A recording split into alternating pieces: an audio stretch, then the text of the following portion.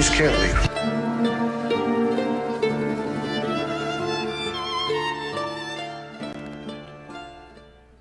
Hey, welcome to the award-winning 99% Radio Network here in the Fishbowl. We are broadcasting you live from Fishbowl Radio Network studios here in Globe Life Park, the heart of the entertainment district in Arlington, Texas.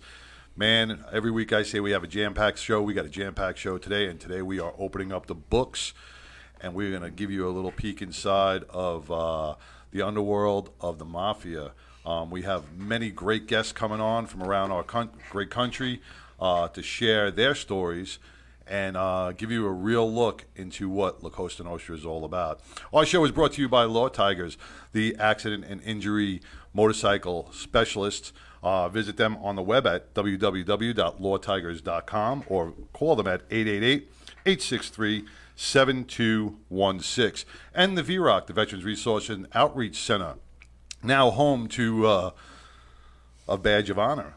Working on our first responders. So visit them at 4210 Industrial Street in Rowlett, Texas, or give them a call at 972-463-8762. Hey, welcome, brothers, and co-host 12 and Mongo. What's up, brother? I'm looking forward to a great show, man. This is going to be awesome.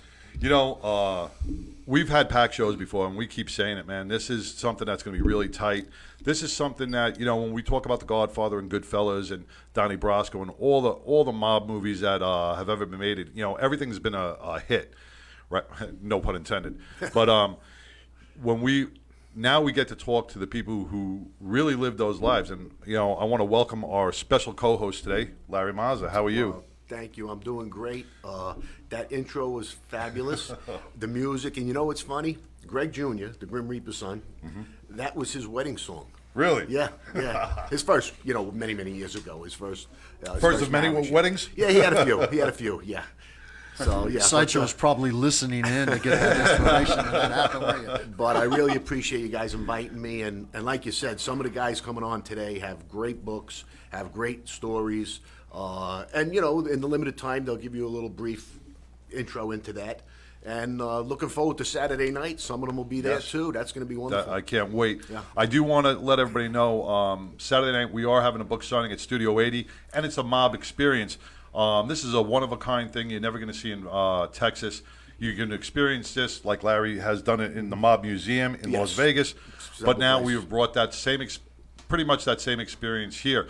Larry's got a great book on the bestseller list, right? Soon to be. Well, it's a good seller. It's not on any of those lists because I'm doing it myself. Oh, okay. You know, I didn't go through the Times or anything like that. I didn't have a publisher. I did it all myself. All yourself. But it's a top seller. It's constantly, every time I do a show, you get a big spike. So, yeah. It's called The Life by Larry Mazza.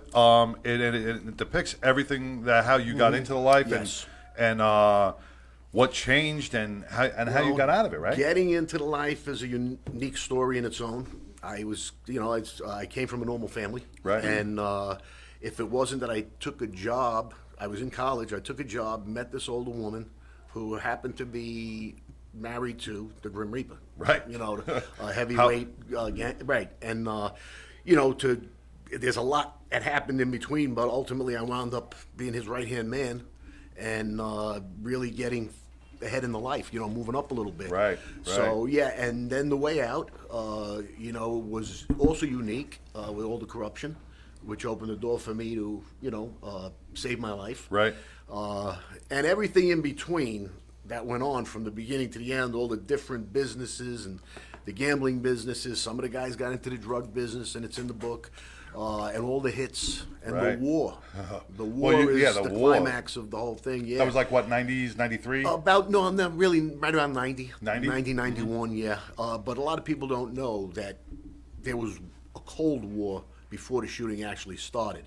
People putting things in play. You know, Vicarina, the guy we were fighting, was moving men around and strengthening his position and taking out some people along the way. But Greg saw it coming, or his crystal ball that he had, that he heard from his law enforcement source that ultimately turned out to be an alleged FBI agent. He beat his case, so we have to say alleged, or it got dropped. So he got a lot of information from him, and he knew way before a lot of other people that the shooting, his words were, it's inevitable. that Well, you don't make it to that shooting. rank without being able to foresee something, right? Yeah. Well, yeah, but he again he had some wiretaps and tapes that we were listening to, that we Okay. weren't supposed to have. Did you guys share? Did you guys share with the FBI like when you would listen to stuff? Did you guys share your stuff? Did they share with you? No. See, when I was in the FBI, all these different agencies, and this is, I don't want to bring in 9/11 real quick, but this was all post 9/11. I was back in 95, 96. Nobody shared information, and that was one of the biggest things with 9/11 is we knew all the hijackers were coming, we knew all this stuff, but the CIA didn't share with the FBI didn't share. So, we never shared information, and just because everybody just whipped their dick out on the thing and said, mine's bigger, and I'm not going to share my stuff with you, and that's how, no one played nice in the sandbox. We did, though, because prior to 9/11, my unit got hooked up with a special FBI agent. He worked some super secret intelligence shit. He actually had my whole team deputized as U.S. Marshals so that he could actually give us information, but he would just give us wall information. He'd say, hey, there's an address at this location. You might want to go sit on it. We'd tell him everything that we had, but he'd give us places. He wouldn't tell us what we're looking for. He wouldn't tell us what we're looking at. Right. He'd just say, go see what you see. And we got involved with him because we were involved in the case. It was actually one of my cases where I actually identified some people that he had been looking for a long time and he couldn't find. And he just happened to come. I opened our books. I gave him everything.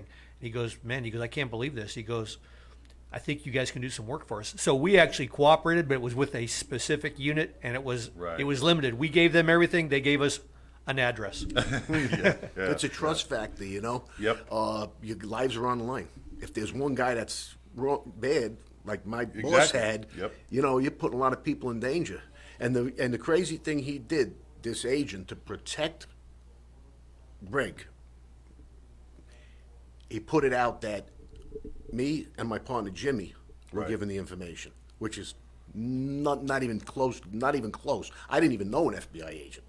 I didn't even know one personally. But they to save Greg, keep him out of the limelight, because they knew they were getting info. Right. They said that it was me and Jimmy giving him the info. If that gets out, we're dead. Right. You know. Saying, So it yeah. kind of And I threw you saw under the the paper. bus. I saw the paperwork. I saw the 302s on that. So And, yeah. And that's another thing we want to discuss, and we got a couple minutes. I want to discuss that is, when we talked about paths cross for a reason, your paths cross, Yes. and it threw your whole life trajectory in a different aspect. Yeah. But you become so loyal to the family, and that you're willing to give up your life, and willing to take that hit. Absolutely. And several times, Jimmy and I would talk about we weren't in fear of losing our lives during this war. We were most concerning to us that in a couple of situations where we could have been killed, we weren't scared. We were almost resigned. Kind of doing it for the family. Yeah. Right. Yeah. No, I was loyal to a fault. If there was anybody ever loyal to a fault to that man, it was me. So. Hey, welcome to the award-winning. Hey, welcome to the award-winning 99% Radio Network. Who do we got on the air? Drove me here. Hello, Brian. Uh, Hello. Hello. Hello, is this Brian? No, this is 12. Yeah, this is Brian. This is 12. Who's this? Okay, this is Sugerman. I'm supposed to be on at 5 o'clock or 5:10. Mr. Myron. This Okay. is Listen, Yeah. we're not going to It's tell you 5 off o'clock this- somewhere. it's That's what 5 Jimmy's o'clock office somewhere. says, right? you're a little early, But that's okay. but that's I great. know I'm early, but I'm the reason I'm calling is to make sure that I'm calling the right number. And what time do you want me to call you? I'll tell you what. How about you've got the right number? We're sitting here with Larry now. If it's all right, Mr. Sugarman, we'll call you back here in just a little bit. Is that all right? So call me on this phone because my phone is not working. Okay, we got it. We'll call you Okay, back you here got in it? just a little Sounds bit. good. Thank you. Okay. Thank you, guys. Thank you, Thank sir. you. All right, we'll talk to you in a bit. Larry, take care of yourself, son. All right, I'm here. I can't wait to get on you. All right. Yeah, that was Myron Sugerman. Man, I can't wait to hear his story. He's an old timer. I even wrote down his date of birth. You know, he's an old timer from old school, so you know he's got a lot of history behind him. I mean, decades and decades. So, man, make sure you stay tuned and hear that. You know, Absolutely. So you know what was cool? I know we're kind of pressed for time, but what was cool is getting to talk to all these guys because my oldest boy calls me a fanboy, and it's true. I am. It's I'm interested in this. So, but talking to them and hearing those stories, from the old days, stuff that that like that insider thing that you don't always get maybe in a book. You don't get that personal. Touch with correct. it. You're one of cool. millions and millions that just love that genre. They love to hear the inside stories. Yeah.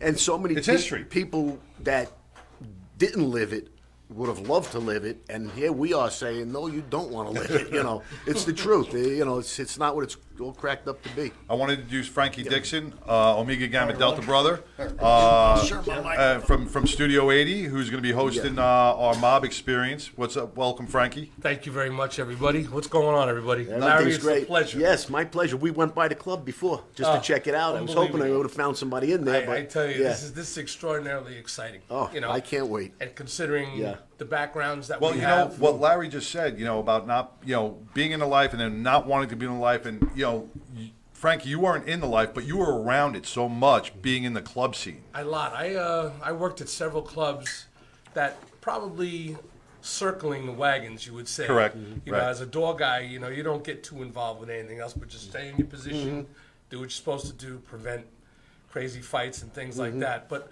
a lot of the guys I worked, like Decameron, Uncle Yep, Sam. I was at all those clubs. Yeah, Penrod's. I worked at Channel 80 Channel one day 80. a week. These people had their own way of doing things, but you understood what your position was there. I mean, Right, A lot younger, but we were in the same club. Yes. Same time. And that's the Yeah. thing, And the other thing is, like I said, back then in those days, you didn't have like they do now. You didn't go through background checks. You didn't do all this shit. You had to have a friend of a friend Right, that right, got right. you in the business. Right, or a good-looking chick on your arm. Yeah, well, hey, I'm just saying, but as a work-wise, got you in the club was nothing, but got you in the business end of it was always We different. should probably call Frankie. Yeah, let's get Frankie on the line. Frankie on the line, because if we don't, we'll be. I know. We'll get Frankie on the line. Who we calling first? We're going to call Frankie.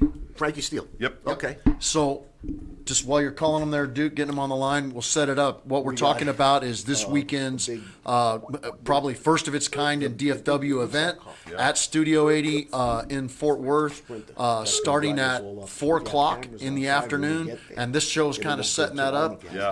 Larry will be there. Frankie and the crew from Mobsters versus Monsters will be there. Gunner Lindbloom from Detroit will be there as well. I think a couple other people are going to be showing Yeah, up, so right? Surprises. Yep, We'll have some a surprises, few yeah. surprises. I got to tell you this quick story though. I was talking to. You don't have any quick stories. It's a quick one. I was talking to Gunner on the phone, okay, and he likes to deer hunt. He's an avid outdoorsman, right? And we were talking about deer hunt because he saw this massive buck on his property yesterday, right? So he says up there in Michigan, he's got these guys that they poach, right? They're poachers. Okay. And he says they kill the good deer and stuff, right? And so he said he goes and talks to him. So you've seen what he looks like, right? And I don't know if everybody knows what he looks like. So I said, so I could imagine how that would go when he would go and say, hey, I don't think you should poach my deer, Yeah, that's right. So- Frankie's a big dude. I thought that was, Gunner's a big dude. Yeah, he's a big guy. Oh, So- we're still waiting on Frankie.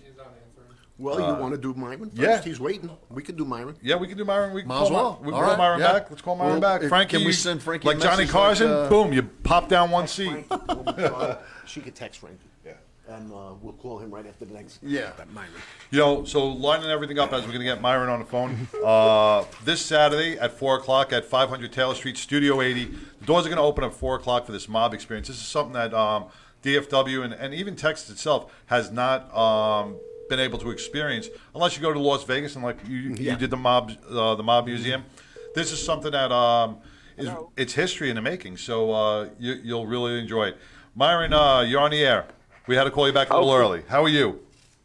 I'm good, Larry. How are you? This is Larry now. Good afternoon. Hi, Larry. How you doing? I'm doing son? great. It's so nice to have you on. Okay, you know what I'm going to do? I'm going to get in my car, and so I can have complete quiet. Hold on one second. Oh. All right. He's the best. The cone of silence. The Conus. I know it's not wiretap. Yeah. Okay, I see you guys are having a good time over there. Okay. Yes.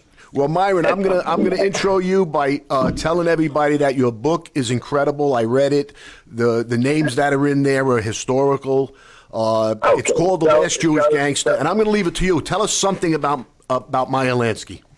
Okay, so we got, how many minutes we got to talk? About 10 or 15. 10, 15.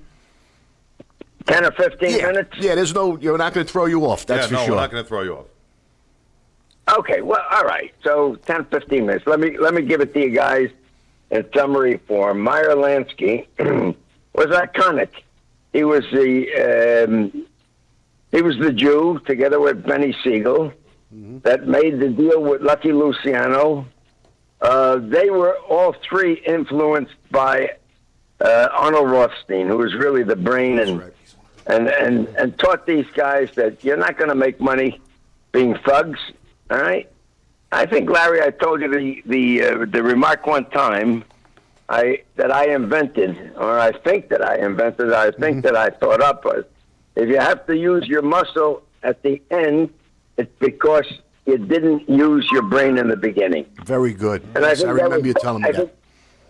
I think that was basically what Arnold Rothstein was his teacher, and gave these fellas the lesson that you guys got to stop being thugs, use your brains, and go make money.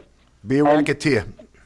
Also, Arnold Rothstein was the one that basically put these kids together and said, Jews and Italians have so much in common that instead of competition, seek cooperation. And of course, Lucky Luciano picked up on it, and he agreed with it, with the idea. And of course, he got along very, very well with Meyer Lansky and with Benny Siegel and with Abe Longy Quillman, a name that that nobody seems, unless he came from New Jersey. Right. You didn't know Abe Longy Quillman, but he was on an equal level with Meyer Lansky in terms of Jewish leadership of the mob. Abe Longy Quillman was reputed to be the Al Capone of New Jersey. 60-70% of the alcohol that came into Jersey came in under the auspices of Abe Longy Quillman and another gentleman by the name of Joe Doc Thatcher. Now, these were my father of blessed memory, because I'm second generation. My father was very close with, of course, with Quillman and with Thatcher. After Prohibition, Longy's woman needed to, was seeking legitimate revenue.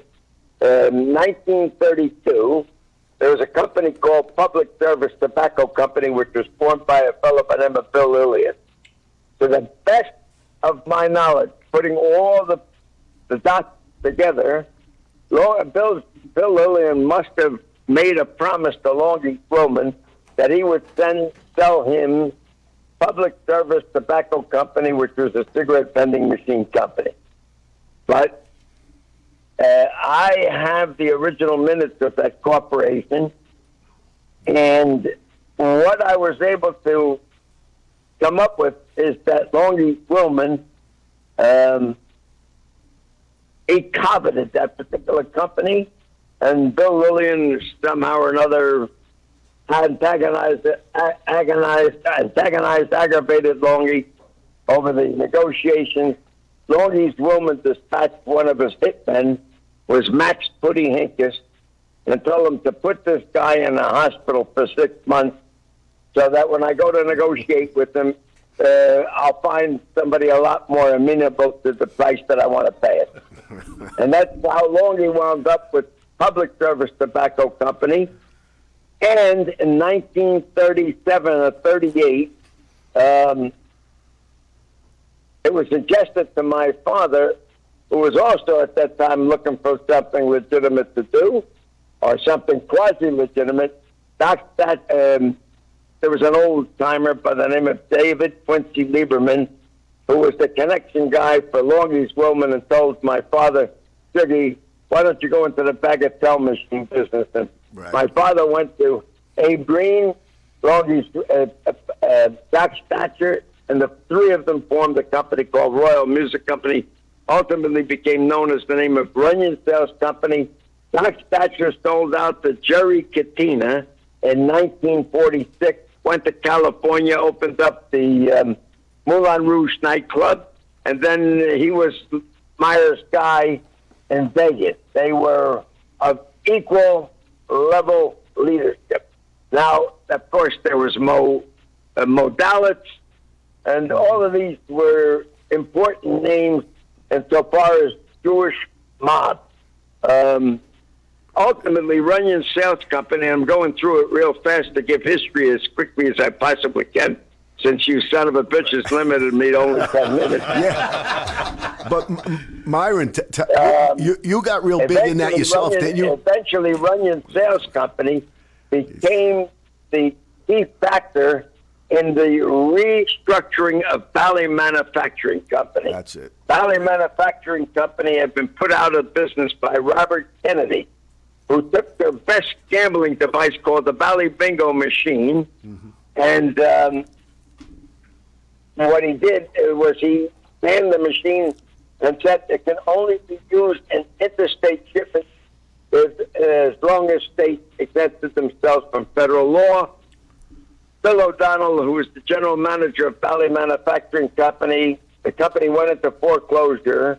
They came up with the Valley slot machine, which revolutionized the slot machine business from a strictly mechanical device that paid out only 20 coins.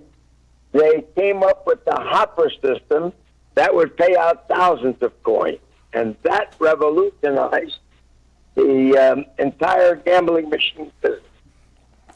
You were involved with that, Myron, weren't you? Bill O'Donnell knew that my father was partners with Jerry Katina. Now, that's a name that is not known, and it's amazing.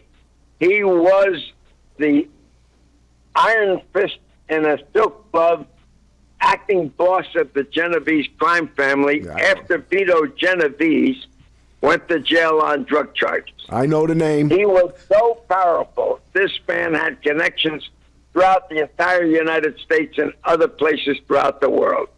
Jerry Katina was a equal level leadership partner in New Jersey, together with Abe Longie's Roman. Jerry Katina was also the bridge of peace between Richie the Boot Boiardo, who was the Italian boss of Newark, and Abe Longie's Roman. He's the one that was responsible for keeping the peace between the Jews and the Italians. And eventually it worked because the legend is that Al Capone came from Chicago together with Meyer Lansky, met in Newark, New Jersey, and made a peace agreement between Longie Roman and Richie the Boot Boiardo.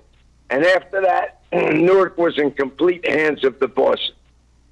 So, Nice. Bill O'Donnell, who was the general manager of Valley Manufacturing Company, called my father in 1963 and said, Sugar, would you introduce me? I'd love to meet Jerry Katina.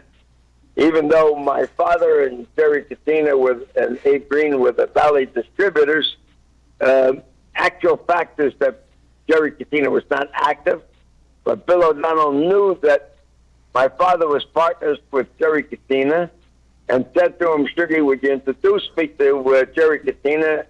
Jerry Katina says, I'd love to meet the man, have him come out.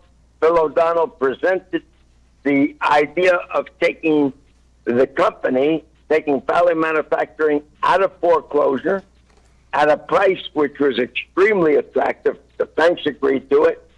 And at the same time, Bill O'Donnell said to Jerry Katina, to my father, Dave Green, we now have a hopper system on a Valley slot machine which will revolutionize the slot machine business. Let me tell you about Mr. Katina. My father, may he rest in peace, used to say, this man could be the head of Pentagon or he could run General Electric. If this man was a 4-star general, he would have been the chief of staff of the armed forces. I say he could have been president of the United States of America. Wow. Certainly would be no comparison to the bubblehead that's the president today. All right.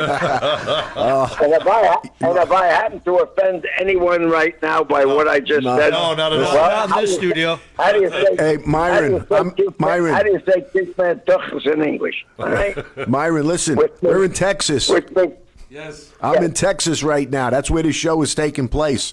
And Right. I wish you were here for Saturday night. We're opening a club, an 80s style club called Studio 80. And the music and the old time stuff, if you would be there, it would be wonderful. So we may do another one in January, right? I think so, And if yeah. we do, I'm going to give you advance notice. I'll be Yes. as long as I'm alive, as long as my name is not in the obituary column, I'll be happy. I to don't be think there. you're going anywhere soon because you're still All right, okay. very active in your Okay, business, listen, aren't you? I'll take that blessing. All right. We would love to have you, sir. Be a Yes, blessing. that's Frank Dixon. He's the owner, general manager, you name it. He does everything. Yeah, so, you're going to come to the next one. It'll be great. So where could they get your book, Myron? Tell them where they can get your book. Right now, the price of the book is about $2,500 each. So, No, come on, but where could they get it? After my 10-minute interview on your program, it may be worth more. All right. Don't worry about. They can get out to Amazon. All They right. can buy the book on Amazon. All right. The Last Jewish Gangster, Myron, it's such a pleasure to have you on, listening to you. We can Larry, listen to you all day. Next time, we're going to give you a half hour.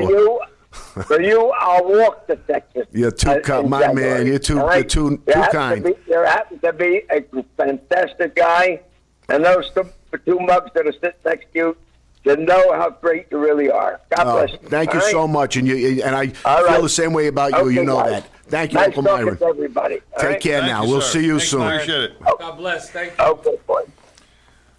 Man, that was Myron Sugerman, Yep. the last American gangster, man. The I last tell you Jewish that. gangster. Last Jewish gangster. And he obviously he's in his 80s. Yeah, but the history Yes. behind him is, Yeah. I mean, He could have went on and on Yeah. with stories. I really wanted him to tell a little bit about how he went to other countries and expanded that. the gaming system. The gaming system. Yeah, Yeah. 'cause he Yeah. started. He was Yes. really the frontier of all the coining machines Yeah. and everything else, right? Yes. Wow. So, but again, it's a long history, and he Yeah. just touched on a little bit of it. But Yeah. like I said, you can listen to him all Well, day. yeah, He goes to a lot of Jewish yeshivas and temples and fills the place. And he has these great books. He did the Mob Museum also. Yeah. His story is amazing. Yeah. And if we're going to do this again in January, I guess Yeah. you guys already set this my up. hook That's up. awesome. Yeah. You had That- mentioned that you might have another club opening, Yes, we and do. Yeah. we'll bring That's these coming guys. October, Yeah. but it'll be a Okay. little bit smaller than this. But that would be awesome. All right. That would be That's awesome. gonna be Yeah. amazing. Give him some heads up. Yeah. That was information you'll never be able to get. No. Now that Jerry Katina, he's right. That's a powerful name from our area. Right. And a lot of people don't know it because he wasn't public. He wasn't in the newspapers all the time. Right, right. The Chin walking around Yep. with his bathrobe. He was kind of behind the scenes. right. John Gotti always getting his picture taken. So he's old school. And some of the names he was just rambling off, Mm-hmm. and I'm sure a lot of people and a lot of our listeners who saw Casino, Rothstein. Yep. That was he was played by Robert De Niro in Casino, right? Yeah, he also that's Rosenthal. Lefty Oh, Rosenthal. Oh, You Lefty know where Rosenthal. Arnold That's Rothstein, right. You know what movie you would see him in? Once Upon a Time in America. Oh, okay. And it was the guy from Scarface that got thrown out the helicopter. Yes, yeah. He played Arnold Rothstein. Got it. Yeah, I was mixing so up the that- names, yeah. but still a lot of history. He's the one that Man. fixed the World Series. Arnold Rothstein. Chicago, 1919 Yes, Chicago White yes. Sox. So that's how far back this gentleman goes. Man. To even Black know Sox, these yeah. people. Yeah. So. Damn. So who do we got next? That was the well- Field of Field of Dreams. Dreams. Huh? Field of Dreams. Frankie's on? Gunner's ready. Oh, Gunner's ready? Oh, wow. All right. All right. I'm excited. Is he's on? Oh, right now. All right. What happened to Frank? Probably eating. I No, text we back tried, and forth so with tell him to be ready. We're Oh, gonna you mean go. today? Yeah, he said you guys Hey, welcome. How you doing? How you doing? What's up, brother? How you doing? How you doing, man? Hot here in Michigan, which is this time of year it's usually not. So you guys are probably used to it, but I'm not. Yeah, well, it's about 95 here. Oh, Hey, jeez. well, welcome Gunner Lindbloom from Detroit, Michigan. Gunner, man, thank you for coming on the show. Thank you for being a part of this, and we're looking forward to meeting you on Saturday for the mob experience over at Studio 80. It's going to be a great time, but I do want to welcome you to the 99. Alan. Thanks, man. It's Appreciate Larry. Frank's here, too. What's up? The owner, That's GM. my partner right there. Yes, sir, my man. I want you to tell them a little bit about your book first before we get into other things and how they can get it and about your apparel. And then we'll talk a little bit about things we've done and what you're doing. But definitely cool. start with your So- book. So my books, I have a 2-book series called To Be a King, Volume 1 and 2. And the reason why the name is called To Be a King is because the main character's name is Omnio, which is an old Latin term for like a local king. And so that's why this nickname is King. They call it in the books about To Be a King, and it's about this young mafioso who's kind of coming up through the ranks of a Detroit, very secretive, very old school Cosa Nostra family. And his father was murdered when he was young, so he's the last Falcone in his family, or the last heir to the throne, and his grandfather wants to see him someday take over the family, but all the other people in the family, all the relatives and stuff, don't want to see him take over. So there's a big conflict. There's a big love interest. The Sicilian mafia princess comes from Sicily to go to school at the University of Michigan outside of Detroit, and that mob boss in Sicily asked the Don of Detroit to look after her, and he says he'd be honored, and then he warns his grandsons to stay the F away from her because they're a bunch of dogs. And of course, the two main, protagonists and antagonists, they both fall for the girl, and a war erupts, and it just all hell breaks loose. And there's a lot more to it. It's a very, very big story, very complex. There's actually a New York element because the supporting lead character Giovanni, call him Bonnie, he's a kid from New York, and when he was getting in trouble in New York after his brother was murdered, he's kind of getting involved in the mob. His parents sent him to live with an aunt in Detroit to try to get him away from it, and what he ended up doing is landing right in Mob Central in Detroit and got pulled into this world, and he saved the life of Omnio one day when some killers were trying to kill him, and so he got recruited to kind of be his bodyguard because the Don wouldn't trust anybody else to protect them because they were all could be corrupted. So he asked this kid from New York to do it, and it became so it's a good story like that. So volume 1 and 2, a lot of people are comparing it to The Godfather. Not sure why. I mean, it doesn't really have the story isn't like The Godfather, but in the same sense, it's very old school and romantic La Cosa Nostra. Don't argue with that, Alan. If they're comparing it to that, so be it. Yeah, That's so a be good that, right? comparison. Now let for me- sure. No, And- I'll take it. I'll take it. Yeah. I mean, a lot of And- people and- say that, and they're saying it's the Godfather of our generation, so I like it. And you had to spend some time in New York, too, didn't you? Yeah, Al, no, yeah, I spent 3 years in New York. I was on the run. Yep. There was a sealed ATF indictment. We got word that it was coming, and I had basically extorted this guy out of a big gun collection and sold him to a bunch of drug dealers and stuff. That got busted, and it chased it back to the kid who owed $10,000 to the bookie that I was collecting for, and he fingered me, and I had to run and hide in New York, and I ended up clicking up with some Lucchese guys in Brooklyn and running around Brooklyn, just bunch of petty scams and hustles. I was only like 21 years old. Took a couple years to get to the witness and convince him to say he made it all up and I had nothing to do with it. And so I was able to come home after that, after a couple years. One more thing. I did 13 years in prison, by the way. Right. And you were there part of the war that I was involved in, weren't you? Yeah, not only that, Yeah, I told the 'cause story to Larry several times. Is when one day I was casing out a jewelry store to rob, which I did rob later, and I went in there to case it out, and I come walking out of the stores on 3rd Avenue, which is kind of the main thoroughfare through that part of Brooklyn. It was south of Bay Ridge, going towards Park Slope somewhere in there. Battleground. Anyways, I'm walking out. And frickin' these guys open fire in broad daylight. Boom, boom, boom, boom, boom, boom, boom. A bullet ricochets off the car in front of me and like lodges in the door jamb next to my head. I duck back into like the breezeway. I was, what the frick? It's like the fuck Wild West out here. These guys, shooting broad daylight. It's crazy. Yeah, no, it was crazy. That shooting, there was no rules. Well, let me ask you something. Gunner, you grew up in Detroit, right? Which is a really Yes, sir. tough area, right? Now, what I wanted to ask is, what got you into? I mean, I know you hooked up with some Lucchese guys when you were on the run, but what steered you into this life? Getting into the organized crime aspect, the gangbanger in Detroit? How did it all come about? Well, that I was born into it, brother. So my mother was Grace Carmela Tocco. Her father was Peter Paul Tocco. Her brothers were Sal and Pete Tocco. So the boss of the Detroit family for 40 years was Jack Tocco, Giacomo Black Jack Tocco. That was my grandpa's first cousin. They lived 4 blocks apart from each other and grew up their whole lives together.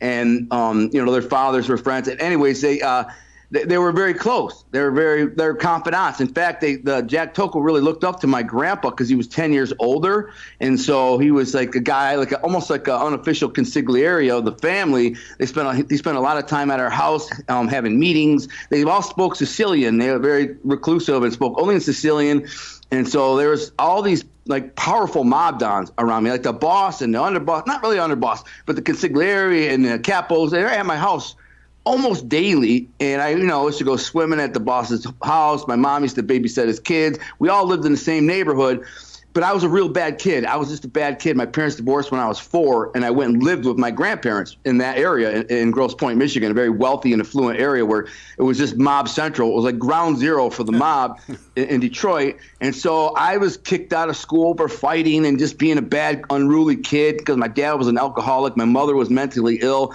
Nobody was supervising me, and I was just bad. So constantly kicked out of school, Eventually, at 15 years old, I was expelled indefinitely from school. They would not let me back in. My grandfather tried to even intimidate the school board during a meeting. I was there, and he's like, you walked in, he said, "Do you know who I am?" And they were like, "Yes, Mr. Tocco, we know who you are." And they didn't care. They said, "We don't want him. He's trouble. He's always fighting. He's a drug dealer. I got busted with a stolen property ring in school." So I went straight to the streets now. So I went straight out there. I'm 15 years old. I got a moped, and only people who aren't in school are freaking drug addicts and junkies and losers and thieves and cons and scams. So I started hanging around these guys, more or less like selling them drugs and moving stolen property and blah, blah, blah, blah. At 16, my uncle caught me some weed, my uncle Pete Tocco, and I thought I was busted and in big trouble because he found weed in my coat. We had the same coat. He bought me this leather bomber jacket. He took it, went down to the market, which is like Detroit's Little Italy, came back and says, "Basement. Alonzo in the basement." He throws a bag of weed at me. "What the F is this?" I said, "That's some weed. What are you doing? I'm trying to make a buck, And he says, "Well, if you're going to sell weed, you're going to sell good weed." He said, come outside." He walks me in the garage. He's got a box full of 10 pounds of weed. He says, "Now take this and sell the good weed. That way you got return customers, whatever." So I got into the weed and selling steroids. And then around 19 years old, I knew Tony Giacalone. He was a very powerful and well-known mobster. He was the guy that Jimmy Hoffa was going to meet the day Hoffa disappeared. And his daughter married my cousin, Tony. So he was close to my grandpa. He ran all the sports book in Detroit. I mean, the guy had $100 million a year, sports book, with all the bookies together and layoffs. So he was the king of Detroit. And he kind of knew I was a messed up kid, always fighting. I was a brawler. I was a tough guy. I was always smashing up nightclubs and getting in trouble. And he'd hear about it. He'd hear about it from the wise guys who own the club. Saturday night. Yeah, exactly. I was just I'll be good. So I'm saying this guy, he was watching me for years, and I'd known him since I was a little kid. He taught me to play poker when I was like 7, and how to house games.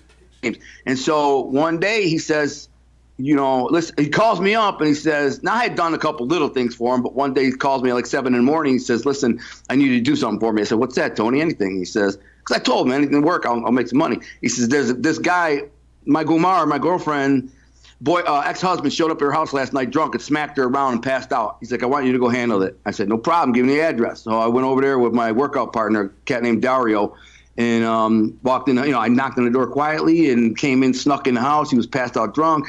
And long story short, I pulverized the dude. I had a big nugget ring on my face and just, beat the dude bad. Beat him to a bloody, mangled mess.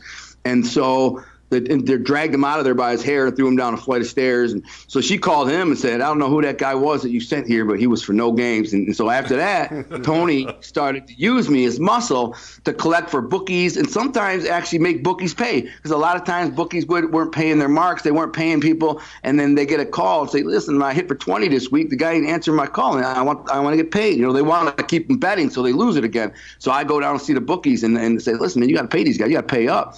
And so it was a nonstop, constant evolution of that. and working security at poker games, casino nights, and various, beatdowns and messages sent. And to be honest with you, my reputation was way worse than my actual real me. It just got to the point by the time I was like 20, 21 years old that I had such a reputation for being violent just from just mangling a couple of guys that my name really just struck fear on everybody in this world. Well, you're a big dude anyway. You're a big dude, so you're intimidating right off the bat.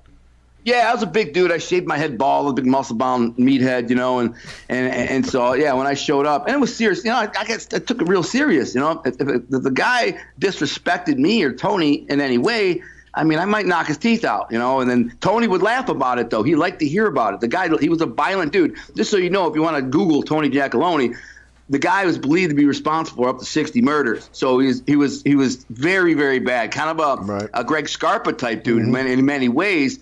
And he was just a bad dude. And he liked me because I wasn't afraid of violence. I got stuff done quick. There's a funny story. John Panizzi was telling me about how he got charged with hurting this guy, and they wanted to put him in the hospital. And he, it's a big guy. I think he was a Colombo. I can't remember what Panizzi was. Lucchese, sorry. And he's like, we followed him around for 6 weeks, couldn't get him. I'm like, geez, in my mind, I'm thinking, what the hell, man? Tony told me to put a guy in the hospital, and 12 hours later, that guy was in the hospital. And I beat him so bad, he crawled under his Jeep to get away from me. He was hiding, and he kind of disrespected me. And that's a funny story, too, because as I was coming to get him, I was walking across the street. I tripped on a sewer grate and fell. It just, and the guy looks over and starts laughing at me. And he didn't even know I'm coming to get him. And I jumped straight off the ground and knocked his teeth out and started pounding on the guy. And I robbed him because Tony was like, man, why'd you rob him? I'm like, he was disrespectful. I'm like, what? He's like, well, what did he do? I'm like, he laughed at me. I'm not laughing. I'm kidding. I'm not laughing. Alan, your book isn't based on a true story, but you might want to write a true story, because some of those stories are very, very compelling and funny, and maybe you should try that. But how did we meet? So just touch on that really quickly. I write a short story series called The Lindbloom Chronicles that I think I may pitch as a book. There's 21 short stories about this stuff. But my YouTube show, by the way, my YouTube channel, Gunner Detroit, on that, I share like hundreds of these stories. I have like 260 of them. Like 200 of them are like these stories. So but yeah, I want to. My novels are fiction, but some of the characters are inspired by real characters, and some of them are a combination of characters, and some events are inspired by true events. But it's a fiction book. So I met Larry online years ago when I first got out and was promoting my novels, when I just published them in the Facebook fan groups and these pages and stuff like that. And somehow we got to talking, and so I just said, hey, man, listen, you want to do BookCon with me in New York City? It's the biggest North American publishing conference. It's a really big deal. Yeah, the Jacob Javits Center. And so I said, the booth is real expensive. I've been out of prison 9 months. You want to split the booth? We can go there and, and have at it. He's like, yeah, I'm down. So we did it. We split the booth. We got there. That was a fun time. Yeah. I don't know if it was the greatest ROI, but it was a great time hanging out with Larry, going out to dinner. We had this weird character with us named Jimbo Frapp, who was kind of this some guy. He was a groupie. He just hung around with us, and I had to tell him to stop eating in the booth because he ate like a caveman. He was scaring people away. But Alan, how about the phone call we got that day from De Niro? Oh, yeah. I had to leave. By the way, I have to tell you one thing about the Jimbo Frapp and the eating thing. Yeah. Every time I'm eating like a savage now, my wife says, you better not let Larry see you eating like that. I'm super self-conscious about it now. Unbelievable. Yeah. So I'm sitting there, and he gets a call. It's De Niro's people, and they want to meet him. And so they're interested in having him consult for The Irishman, the movie, and he my first reaction is, take my book, take me. Oh, it's good. I like the way I plugged that in there to get that announcement from you. Yeah. That was perfect. Saved you from doing it. I get perfect it. Setup. So it is. But that was great because he left the booth for like half the day. Naturally, Scorsese and De Niro call you to Scorsese's house with the casting directors. Believe me, you drop everything and go. He could have been in California. So he was like, Gunner who? Gunner who? Yeah, you're right. Who? If Larry was in California, he would have leased the Concorde to get there in 45 minutes. That's the thing. So he goes there for the whole day, And I know half the day, pretty much like 4 or 5 hours in Manhattan. And I can tell when he gets back, he's almost kind of shell shocked. You know what I mean? Naturally, he just sat down with Scorsese and De Niro for 3 hours or whatever. And then he's just like, kind of like, wow, this really happened. But Alan, it did. And he ended up consulting for them. And he did a great job. Yeah, thank you. I got one more now. This is funny. I take them to Umberto's. Oh, okay. Okay? Oh, wow. What happened when the maitre d' saw me after 20 years? Do you remember? Yeah. Yeah, no, he walked right out. Said, "Larry, how you doing?" And he's like, "It wasn't even like 20 years. It was like you knew him from yesterday." You know what I'm saying? We're walking down the street, Little Italy, on like a Friday or Saturday night. You can imagine how busy it was. The place was jam packed. I mean, there's hundreds and hundreds of people all over, out on the deck. The street's crazy, and there's people everywhere. And we're walking by, and I hear a guy go, "Hey, Larry!" And I look over, and it's this guy, the whatever his maitre d', and he recognized him. And then we went to Where did we go to Vito's or? I forget where we actually ate that night. Where did we eat that night, Kel? I think Vito's. Oh, Vincenzo's. Vincenzo's, yeah. Vincenzo's or Vincent's. Vincent's, yeah. I met him. He was an old man sitting on the sidewalk that night. And I told him who I was. I said, if I send you a picture and a book, will you put my picture on the wall? And he said, yeah, which I never did, but I should have because I told him, put me next to Sinatra. Hey, Gunner, real, because we're gonna discuss all this too with everybody that's gonna show up to Studio 80 at 4:00 on Saturday. But when me and you were talking the other day, it was pretty inspirational. All you guys have turned your lives around. You guys did your time, you did everything, and you really said something the other day. You're a Christian, you don't curse, and you really turned your life around. You're a devoted family man. You walked away from the life, but you still remember where you were and where it's brought you today. So I commend you on that, brother. Thank you, man. No, as soon as I went to prison, it was actually before prison. I literally said a prayer to God 3 days before. I said, I don't want this life no more, man.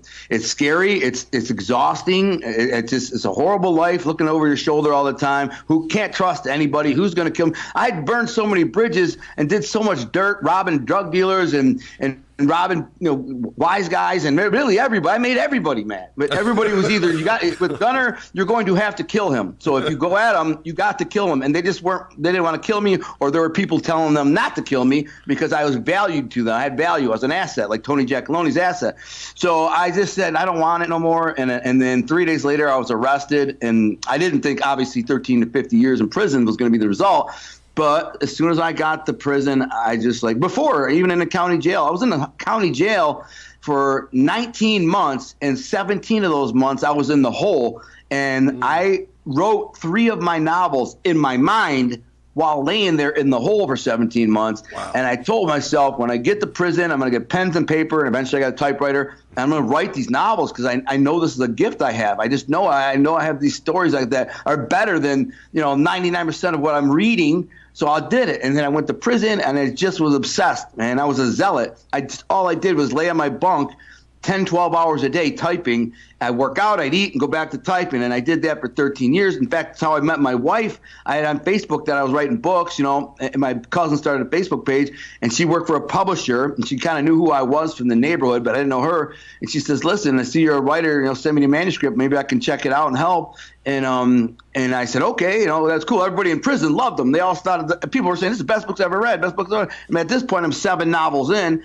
So I sent her the one I just finished, which is To Be a King, the Mafia one, and she read the 1,100-page manuscript on her phone in a PDF.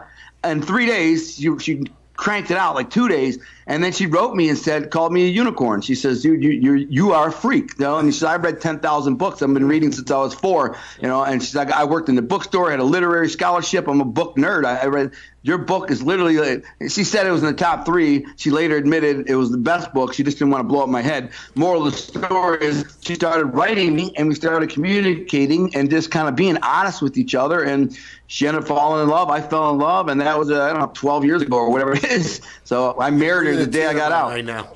Very nice. Hey, Gunner, this is 12. Hey, 12, what's up, man? Hey, buddy. I know why you get it. You acting like 12? You acting 12 again? Yeah. Yeah. So looking forward to seeing you on Saturday, but I got to ask you, do you still look like you looked today like you did back in the day? Why is he getting scared already? Yeah, I am. Yeah. Yeah, no, I look he's exactly a big like boy. I do. I haven't changed at all. In fact, I'm a little bit older, probably got a couple pounds of fat on me, but literally, back then in the day, I was 225, shaved head, and muscle bound. Today, I'm 230, shaved head, and muscle bound. I just got done working out. So I look the same. I wanted to ask you though. We were talking about. I was telling them that we were talking about deer hunting up in Michigan yesterday, and that buck that you saw when I had called you. Yeah. You're telling me about the poachers. I just want to know what their response to you is now that you're reformed and you found God. When you tell them not to be killing the deers, the bucks around your property, how do they respond to you? Well, I mean, I'm not like forceful about it, but I remember my neighbor said, he's like, yeah, I don't care. I just want to harvest some meat. So, I'll start hunting in August if I see a deer, whatever. And I said, well, listen, just leave the bucks alone. Shoot the does. You know what I'm saying? There's way too many does. There's like 20 does for every buck around here. So let the bucks grow up. His nephews hunt there. And I said, let the bucks grow up. Let your nephews have a chance to shoot the bucks. And me too. And he kind of just like, but they know I don't like it. I don't prove it, but it is what it is. I mean, I'm not going to go around bullying the neighbors, telling them not to shoot deer. I mean, I'm not going to call the cops on them or whatever. I mean, I feel like I should because they're poaching, and I hate that, man. I hate that. Listen, shoot the deer legally. And if you are going to poach and for meat, shoot a doe. They're everywhere. Yeah. All right. Shame. Man, can't wait to see you on Saturday. We're going to have a great time. When you flying in, brother? Honey? What is my? I gotta get my PA up. What time is my flight flying? Friday, is it? Friday, yep. Well, I have to take a layover. That's the thing. So I'm flying in to Detroit, staying there a day because there's only 2 flights a week come up to my house, up where I live. So I got, or twice a day, whatever. But the timing wise it's got to be right. So if I fly down at a certain time and I miss the other flight, then I got to wait a day to get the other flight. So it's really turned into like a 4-day ordeal. But whatever, I'm gonna have fun. Yeah, we're Yes, going to have a you good will. time. We're We're going to have a good time. All right, pal. We'll see you soon. Stay in touch. I'll be on your show next week, right? Yes, sir. Yeah, Okay. we got our show, the game plan. We'll be starting next week. And you guys have fun. I'll see you guys. I'll probably see you Friday or Saturday for sure. Fantastic. Sounds good. Have All a right, safe Al. flight. Okay. Good travel. Yep. Take care, Take Gunner. care. Bye. Man, that was wow. It was he's jacked. He can tell a Ooh, story. boy. He's a good story. Yeah, yeah. You're a small dude. Yeah. No. And why do I think he makes them an offer they can't refuse not to poach his damn deer? I know. But inspirational. 9 novels, in jail, in prison, 13 and a half years in prison. Took that time to make something out of himself, to really become a success. And, come down to Studio 80 at 4 o'clock on Sunday at 500 Taylor Street. Here, Gunner's store. Saturday. Saturday. Did I say Sunday. Sunday? Oh, Saturday. I don't know why the hell I got Sunday on my mind. We didn't get a chance to talk to him about it today, but maybe we will on Saturday. I was telling him when I was talking to him before, seeing what he had done and hearing his story. I told him, I said, dude, back in the day, you would have been a worthy opponent. You would have been someone that I would have loved to pursue. Because you got the record for it, right? Definitely it would have been fun to match wits with a guy like him back in the day. Not today. You would be calling backup though. You'd have to call backup. I mean, of course. Yeah. It would have been. You play cops and robbers when you're little kids, and Yeah. it would have been a pretty good, definitely a worthy opponent for back in the day. Definitely. We got Billy Cutola We're gonna take Jr. We're going to take a quick break. break. We'll take a hard break. And then Billy, we're if gonna- you're listening, we'll be right back to you after the commercial. Yep, this is 99% Radio Network. This is the Mob Experience.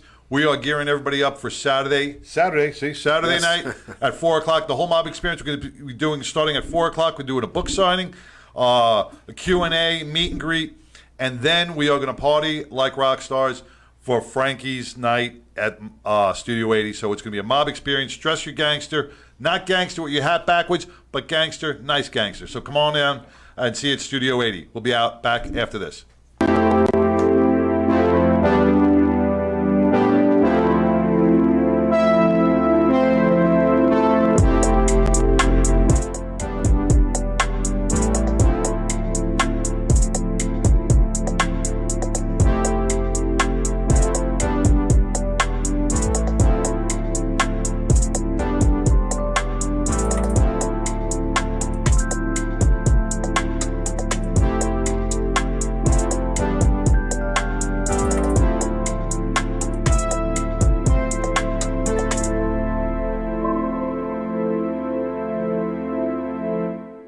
went to the Street Vibration Fest in Reno.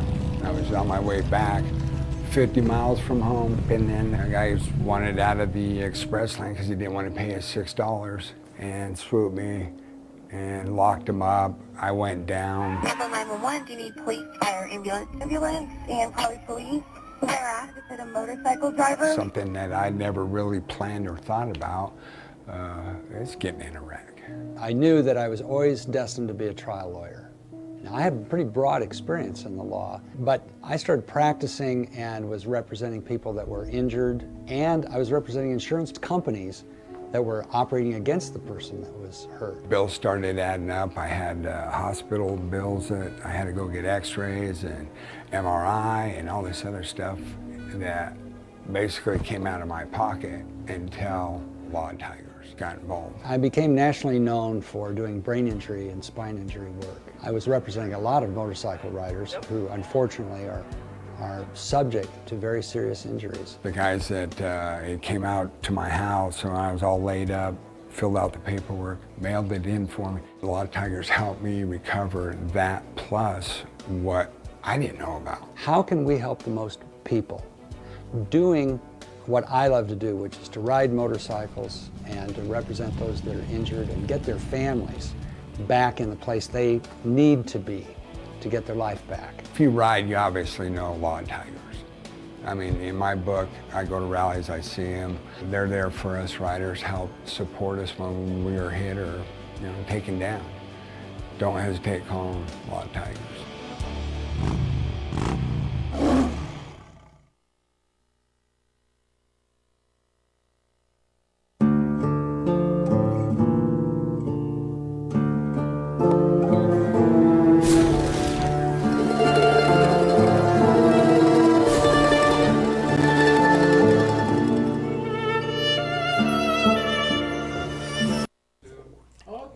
Hey, welcome back to the award-winning 99% Radio Network here in the Fishbowl, man. We are only a quarter away in, and it has been intriguing so far. Great stories. And who do we got coming up on the line now? Billy Cutola Jr. All right. He's calling right now. So, yeah, we have, we had Myron Sugerman, the last Jewish gangster. We have Alan, to be a king, Lindbloom. Now, Billy Cutola, when he comes on, he's got a real colorful past like the rest of us. His father was Bill Cutola Sr. and a heavyweight who moved up in the ranks very fast in that life. He had respect from a very young age. And obviously his son, being Billy's son, is in the life and earned his way to a respectful position. Like me with Greg. Right. It always takes somebody older to bring you in and groom you and teach you. And if he's on, I hope he's on listening to that. If he's here, he's not with us yet? Okay. Well, right. While we're waiting for him, I will mention that, very soon, my producer, Joe Paletto, is going to be launching a platform like Netflix. It's going to be 24/7 Mob TV. And there'll be a soft opening in October. And this is the first chance. This is exclusive. Where will that be? It'll be on TV. Oh, no, You'll see it no. on, Saying, it's soft like if opening you're on TV. watching Yep. TV, you'll Okay. start seeing the ads and the sizzle pieces. I wasn't able to talk very much about it until he just told me the other day. He says, "No, bring it up because we're there. Okay. We are there." So he's got distribution worldwide, which was a major thing. Obviously, throughout the country, he's got like 200 movies, licenses. We're going to do new stuff. One of our guests today will be Frankie Steele. When he comes on, he'll tell more about his show. I'll be doing an interview show and possibly out of the Mob Museum. Oh, wow. Yeah, we're waiting for their answer. But we have several venues. Mob Museum would be perfect. But if they're not, we have other venues. And, some of the guys that are coming on today, I think if Billy's here, hopefully he's on. Not yet, but we'll have him on the show again. Yeah. So there's a lot of things in the works in the life. We have Nick Pileggi, we have Terry Winter. Those are heavyweights in the writing industry.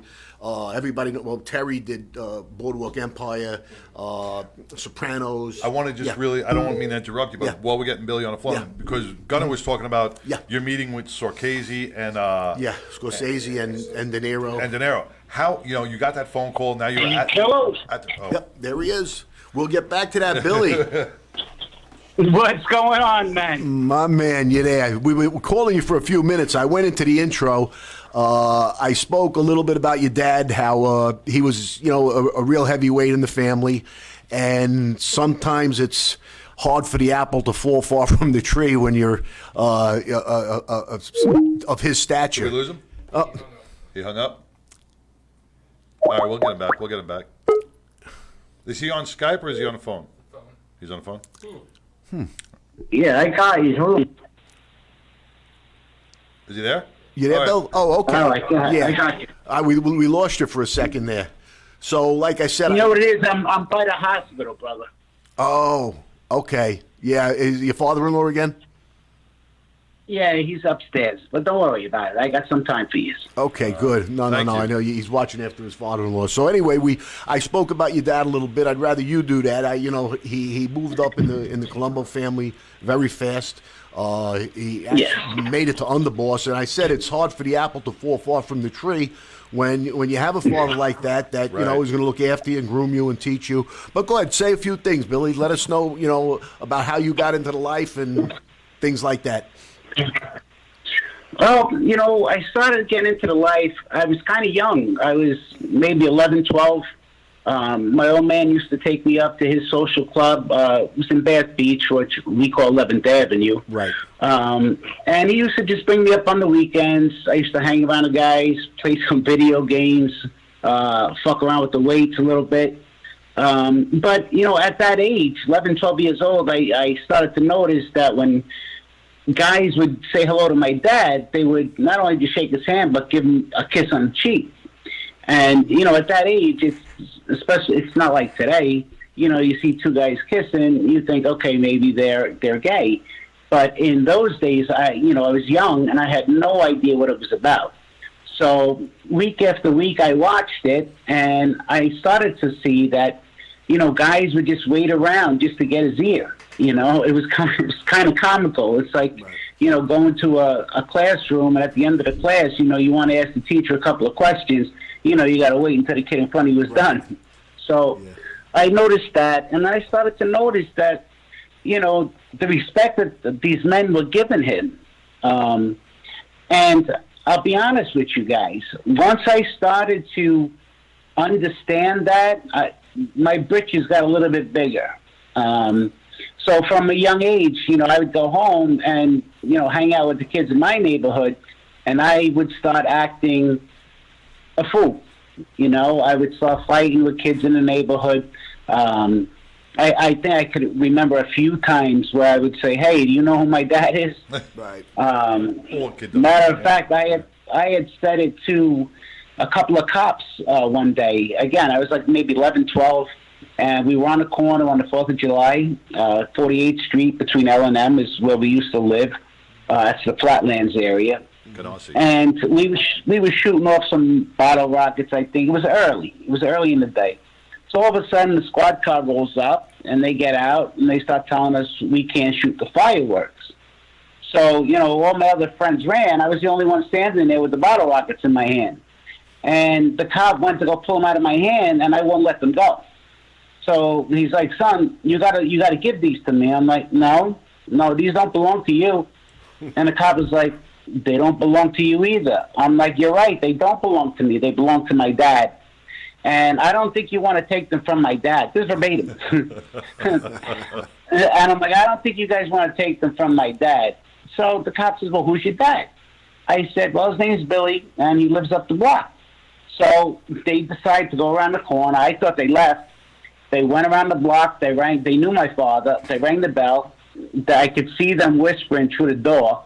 And all of a sudden, I see my dad with that one eyebrow go up, and then the finger, like, to come inside. And I go inside, and he just turns around. He tells me, he's like, "What the fuck is wrong with you?" I'm like, "What? What'd I do?" He's like, you turned around and you used my name to the cops. And I'm like, well, Pop, they were taking, our stuff. And he's like, "Willie, don't ever, first of all, don't ever talk to them. Ever. You don't even say hello. That was the first thing he told me. The second thing is don't ever do that again. Don't ever mention my name, whether it be to law enforcement, whether it be to anybody else, unless I specifically tell you it's okay. So I wound up getting a tongue lashing for that one. But I went back out, and I went right back to the corner and just started shooting them off again. The cops never came back. So it was pretty funny. I mean, I learned that, Larry, I'm sure you could attest to it. We were always told that we're not supposed to say who we're with. Right. So, from that young age, I knew for the rest of my life, I didn't know where it was going at that point. But I did know that I was not going to throw my old man's name around again. That was for sure. Right. That's true. So, going to school, after seeing this stuff on 11th Avenue, again, my britches got very big, and I started taking football action in school. I was doing the football tickets. I was lending money out, $20 here, $20 there. At the end of the week, you had to give me $25 back. So I was doing okay. And then you were in competition with me with the football tickets. That was my thing, the gambling world. Yeah. So I go home, and the football tickets, you got to tear them in half. You keep the number, and then obviously the person who's doing the betting, they get to keep the other half of the ticket. So I left the fucking number part of the tickets with all the singles and fives in my back pocket, rolled up in a rubber band. So that night I go home. I knew it was a great day for me. So I took my clothes off. My mother went up in my room, and she just took the clothes that were laying on the floor, and she brought them down to wash them. So all of a sudden, I hear, my mother used to call me Billy Boy. All of a sudden, I hear, Billy Boy! I'm like, fuck. I'm like, what the fuck am I supposed to do now? So I'm looking for the pants, and I'm like, I already know what it's about. And no sooner as I'm coming down the stairs, here comes my old man walking into the front door with his briefcase. And he's like, whoa, where you running to? I'm like, Mommy's calling me. I said, it's got to run downstairs. I think she needs help with the laundry. He said, all right. So I run down there, and all of a sudden, my mother's got this knot in her hand, and she's like, what is this? I'm like, oh, that's mine. She's like, I understand it's yours. It's in your pants. But what is it? I'm like, oh, they're football tickets. And she's like, so you're taking bets at school? I'm like, well, they're not really bets. They're not really bets. I says, you hand out the ticket. I said, Mom, nobody ever wins. I said, I do good every week. She's like, I could see. So all of a sudden, she takes him on. She's like, come on, we got to go talk to your father. I'm like, oh, no, don't tell Dad. Please don't tell Dad. So all of a sudden, he comes down the basement. My mother hands him the knot, and he looks at my mom like, he goes, what the fuck is this? And I'm standing there, I'm not saying a word. And my mother says, well, why don't you ask your son? And all of a sudden, because he knew what the fuck it was. He knew it wasn't his. So he looks over at me, and he's like, is this yours? I'm like, yeah, it's mine. He's like, this is what you're doing in school? You're taking fucking sports action in school? I'm like, Dad, it's not really action, Dad. People are betting $5, $2. He's like, you making money? I'm like, yeah. I'm like, that's just from this week. I said, I didn't even give you your taste yet. Oh, brother, that was the worst fucking comment I could have ever had made. All of a sudden, I got a crack. The tickets went everywhere. The money went everywhere. He's like, pick up all the money. I picked it all up. He's like, throw it in the sink. I threw it in the sink. And there he was, stuffing it down the fucking drain with bleach. And I wanted to cry because there was like $96 there. I'm fucking 13 years old. I'm born in 1970. That's a lot of fucking money for me, So he says, so you like to be a class clown? I'm like, no, there's nothing funny about this, Pop. I said, I can make some good money doing this. Crack. There was a second crack. I got up. He's like, so you going to do this again? I was like, no, definitely not. Yes almost came out, but the words just didn't want to come out. So after that, I started to go to school and do my thing. I was paying attention. And then I ran into a kid, and this kid's name was Mark Ferrone. And me and this kid, Mark Ferrone, used to fight just about every fucking day. I mean, fist fights. And one day he comes into school, and he walks over to me, and I'm ready to fucking hit him. And he's like, no, we can't fight anymore. I'm like, what do you mean we can't fight anymore? What does that mean? Well, you know, my dad knows your dad, and your dad knows my dad, and my dad told me that we can't hit each other no more. We're supposed to be friends. So I'm like, what's your dad's name? He's like, Rudy. I'm like, Rudy? I'm like, what the fuck kind of name is Rudy? I'm like, all right. I says, let me go home. I said, I'll speak to my old man. I said, I'll come back here and see you tomorrow. It's either we're going down or we become friends. So I go home that night. We sit down for dinner. And my father just happened to ask me, Willie, how was your day at school? Blah, blah, blah. I said, it was good. I said, hey, Dad, remember I was telling you about this kid that I used to have a beef with every day? He's like, yeah, what happened? Please don't tell me you got suspended. I'm like, no, nothing like that. I says, he said that we can't fight anymore. And all of a sudden, he puts the fork and knife down, and now he's looking at me. He's like, well, what did he mean by that? He said to me, we can't fight no more because his father and you are friends. So all of a sudden, now I piqued his interest. He's like, what's his father's name? I think he said Rudy. And my father looked at me, he's like, Rudy Ferrone? I'm like, yeah, Mark Ferrone. Rudy's his dad. So all of a sudden, my father's like, no, Willie, you can't fight with that kid no more. He's like, Rudy and I are very dear friends. So I'm like, so what do I do? What do we do with all this fighting that we've been doing for the last 3 years? He's like, forget about it. Just forget about it. Let it go. Now you guys stand next to each other. You stand back to back, and now you have each other's back.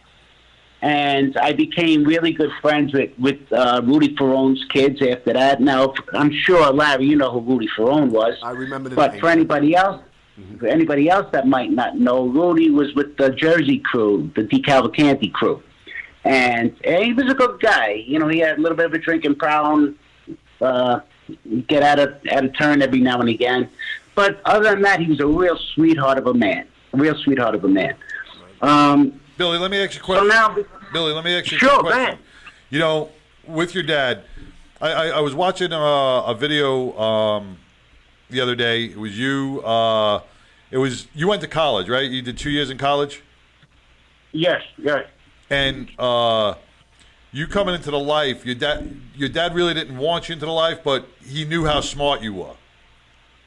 Was that a true story? Or when you said, Dad, I want to be by your side? That's 1,000% true. Okay. That was the day I thought. You know, that was the day I broke his heart. He was concerned, right? Yeah, he definitely was concerned. My dad's view after graduating only 2 years of college was, the first thing he said to me was, so Willie, you know, what school are you going to go to from here? And I just looked at him. This is verbatim. I'm like, I'm done with the books, Pop. He's like, what do you mean you're done with the books?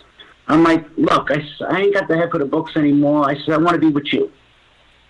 And all of a sudden, that smile, that proud smile that he had on throughout the whole ceremony, it was gone. His face just turned kind of gray, and then a little red, and then a little gray again. And we literally just had thrown our caps up in the air. And I already had, you know, in my mind what I was going to say to him.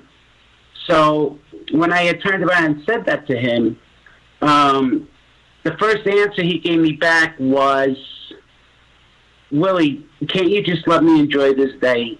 You know, let's not talk about any of that stuff. He goes, we could pick that conversation up later. He goes, but I want to enjoy the rest of the day. I says, okay. And, you know, I kind of left it alone. And then we had gotten home. And when we had gotten home, we waltzed up to his bedroom. And there I was just sitting in the lounge chair. And he says, so when you said that you want to be with me, you know, how do you mean? I'm like, I want to be your guy. And his answer was, Willie, I got a lot of guys. I'm like, yeah, but you don't have son. I'm like, I'm your son. And if there's anybody you can trust to have your back, it'd be me. I'm like, this way no one can get to you. I'm like, anybody has to talk to you or want to talk to you, they can talk to me, and I'll bring the message to you. And his answer to me was, Willie, this is all verbatim, guys. Willie, this is a very treacherous life. If I allow you into this life, you have to make sure that you do and listen to everything that I tell you. Now, that doesn't mean do as you see me doing. It means do what I'm telling you to do. And I remember, like, kind of getting tripped up on the words there, you know, but at the end of the conversation, I was already giddy inside because I was like, all right, he's buying it, you know, he's buying it. He's going to allow it. And then next thing I know, he gave me a big hug and a big kiss. He congratulated me for the 2 years of college. He gave me a Rolex. It wasn't a gold one. It was a Jubilee band. And, you know, it's just Listen, I still eat Happy Meals, man. I don't know anything about a Rolex. Sorry. But, Billy, you know what's funny? Billy, I've used that term several times. You know, when I said what the life turned out to be, do as I say, not as I do. Right. I've seen that several times over the years between Greg and others and some of the Persicos, and it goes on and on and on, all the way up to the war.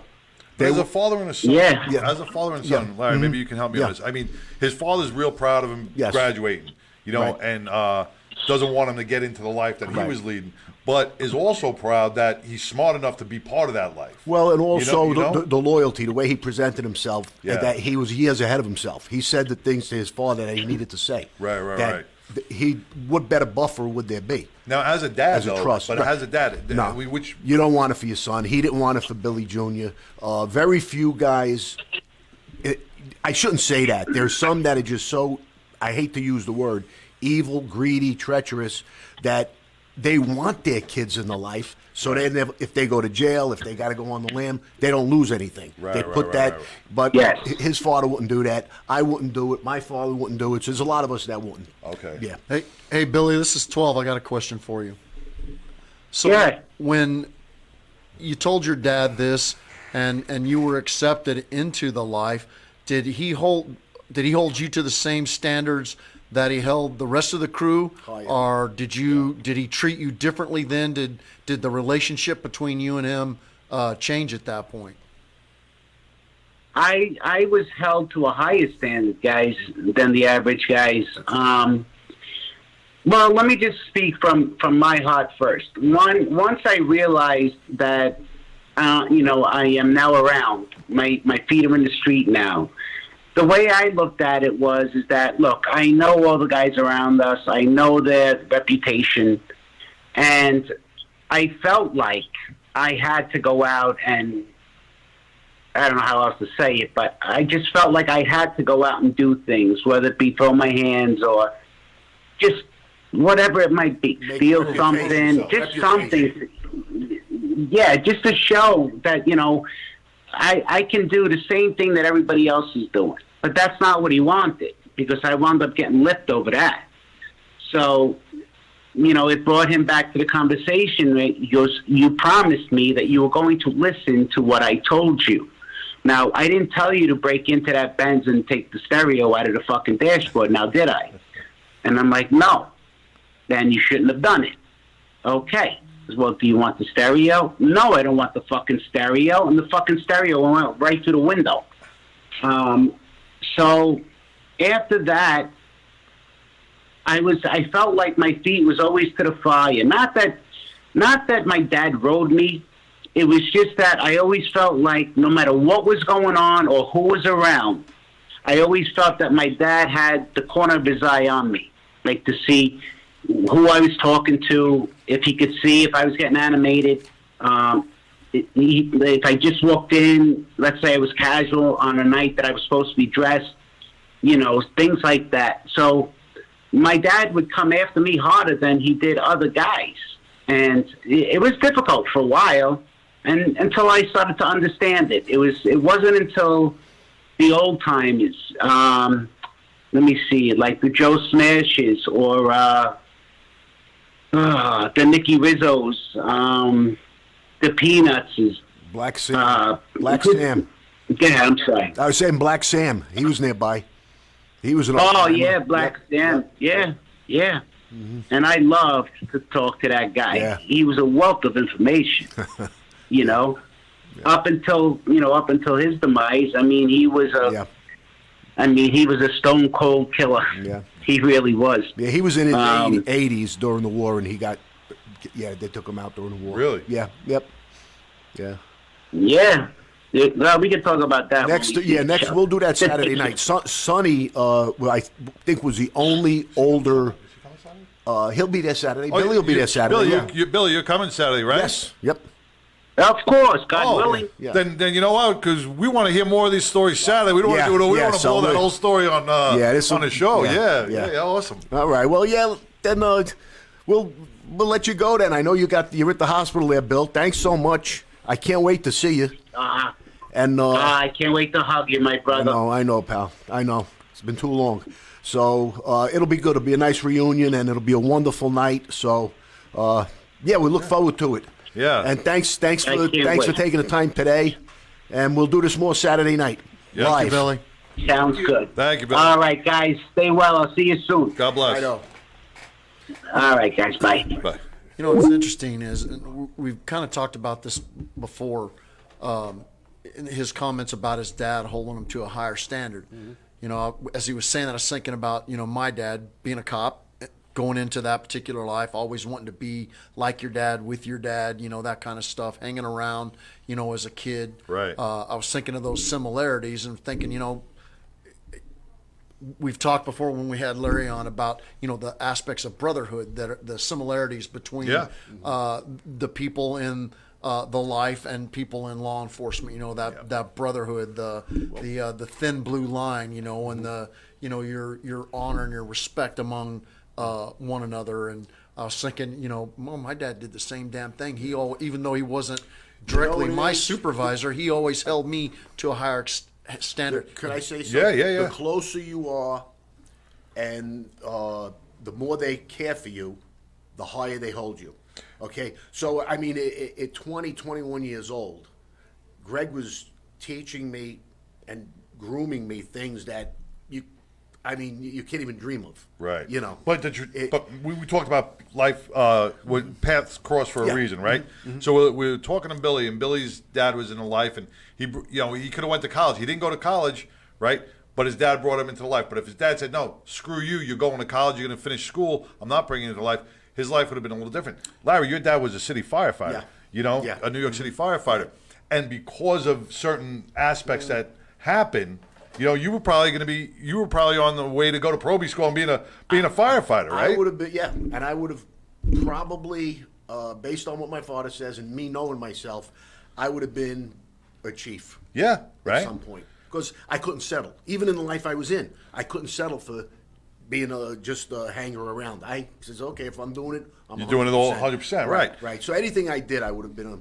Right. So, but your life went in absolutely a different direction. Yeah, it's like what you said the other day. We make a left turn, we become a fireman. We make a right turn, we become a cop. It is what it is. What I do want to do is, before we get the next caller on, Frankie, I just wanted you to grab the mic real quick. I wanted you to tell us a little bit about Studio 80 and what we're looking forward to on Saturday night. Okay, hey guys. Just want to bring everybody up to date on this Saturday. As I all know, we've been there for 10 years now in Fort Worth. Very, very well kept club. We keep everything. Are we good? Oh yeah, I was just going to answer it. Hey, welcome to the 99. Just hold. That's Joey. Hey Joey, can you just hold on 1 second, please? Okay, you got it. Thanks, Joey. Okay. But we are looking so very forward to this. This has been well planned out. It's been taken care of, and for people that don't really understand, this is not just enlightening, it's almost overpowering. It's so strong.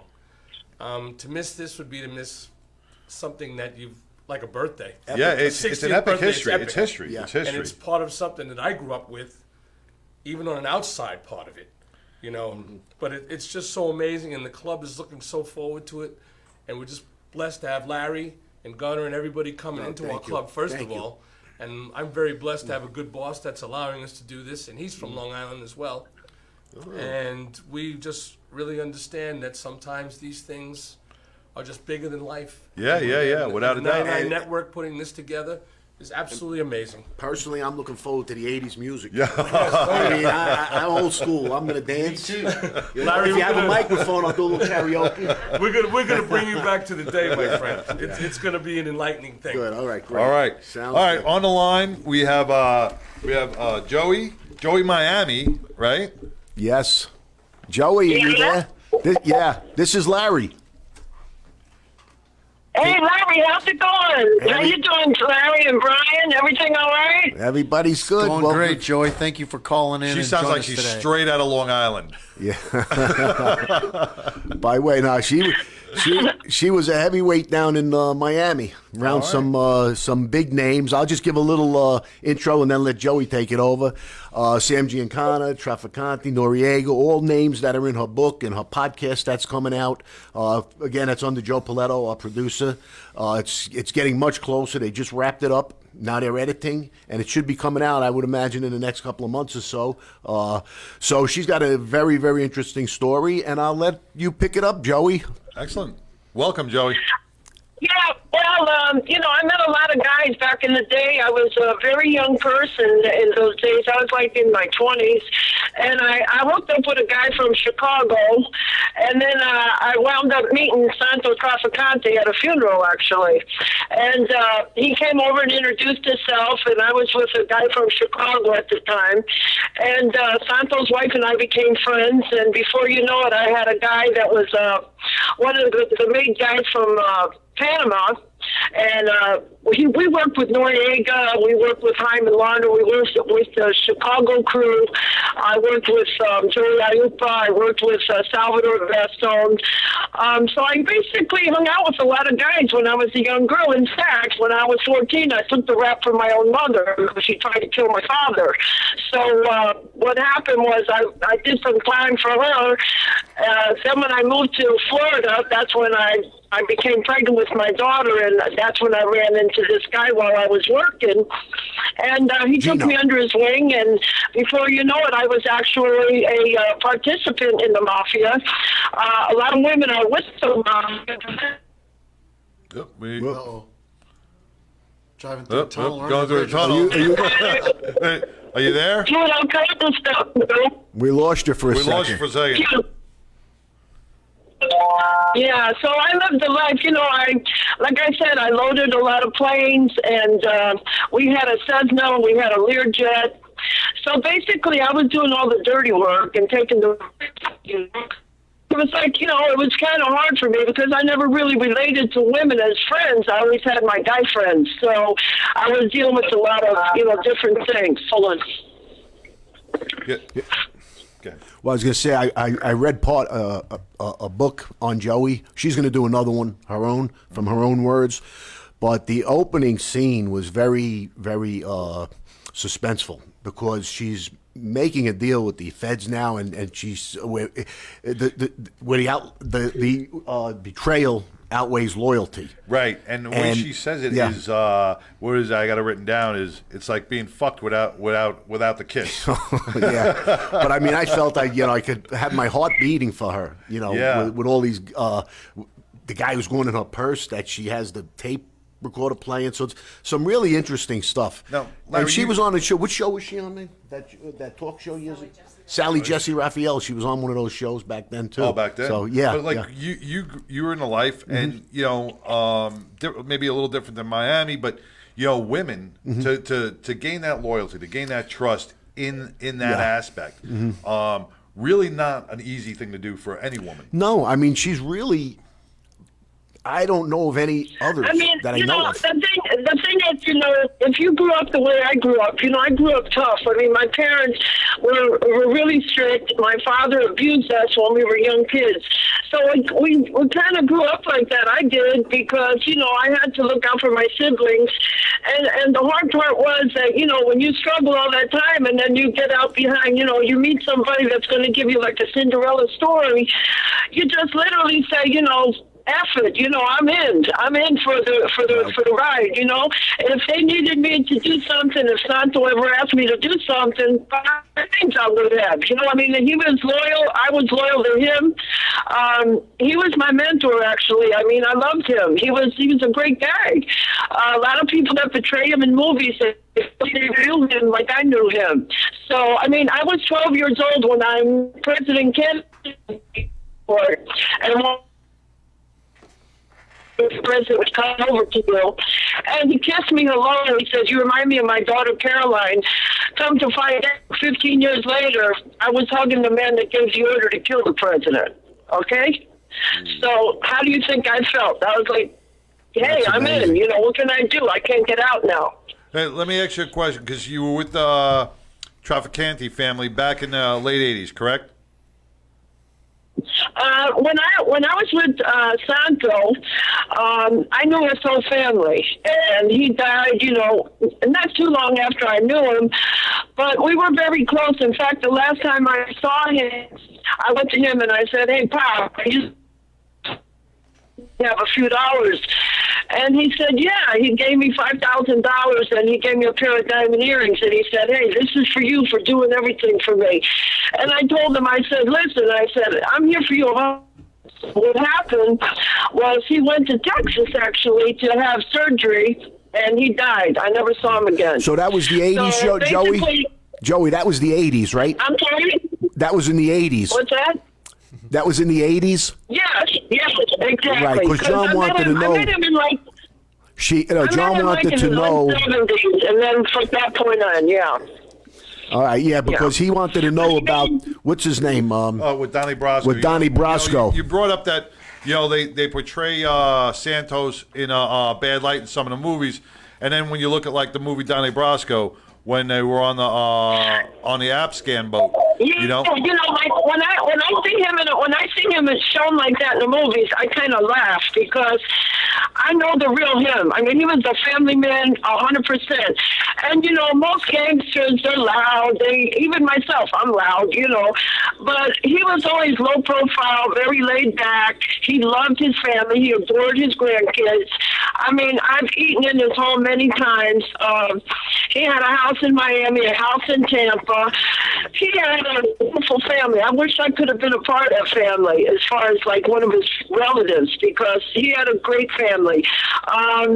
Again, you see all these movies. A lot of people ask me, well, what movie reminds you of your days? And I always say Goodfellas, because that was more like around nighttime saga, Right. I think that movie really hit home when I saw it, because it reminded me of back in the days. You know what I mean? Yeah, it's like a veteran watching a war movie, or when you live that life and then you see when you see the life portrayed, and you can pick it apart. They glorify it. They either glorify glorify it or make things look too easy. So like, what would you say is more or less the true to life?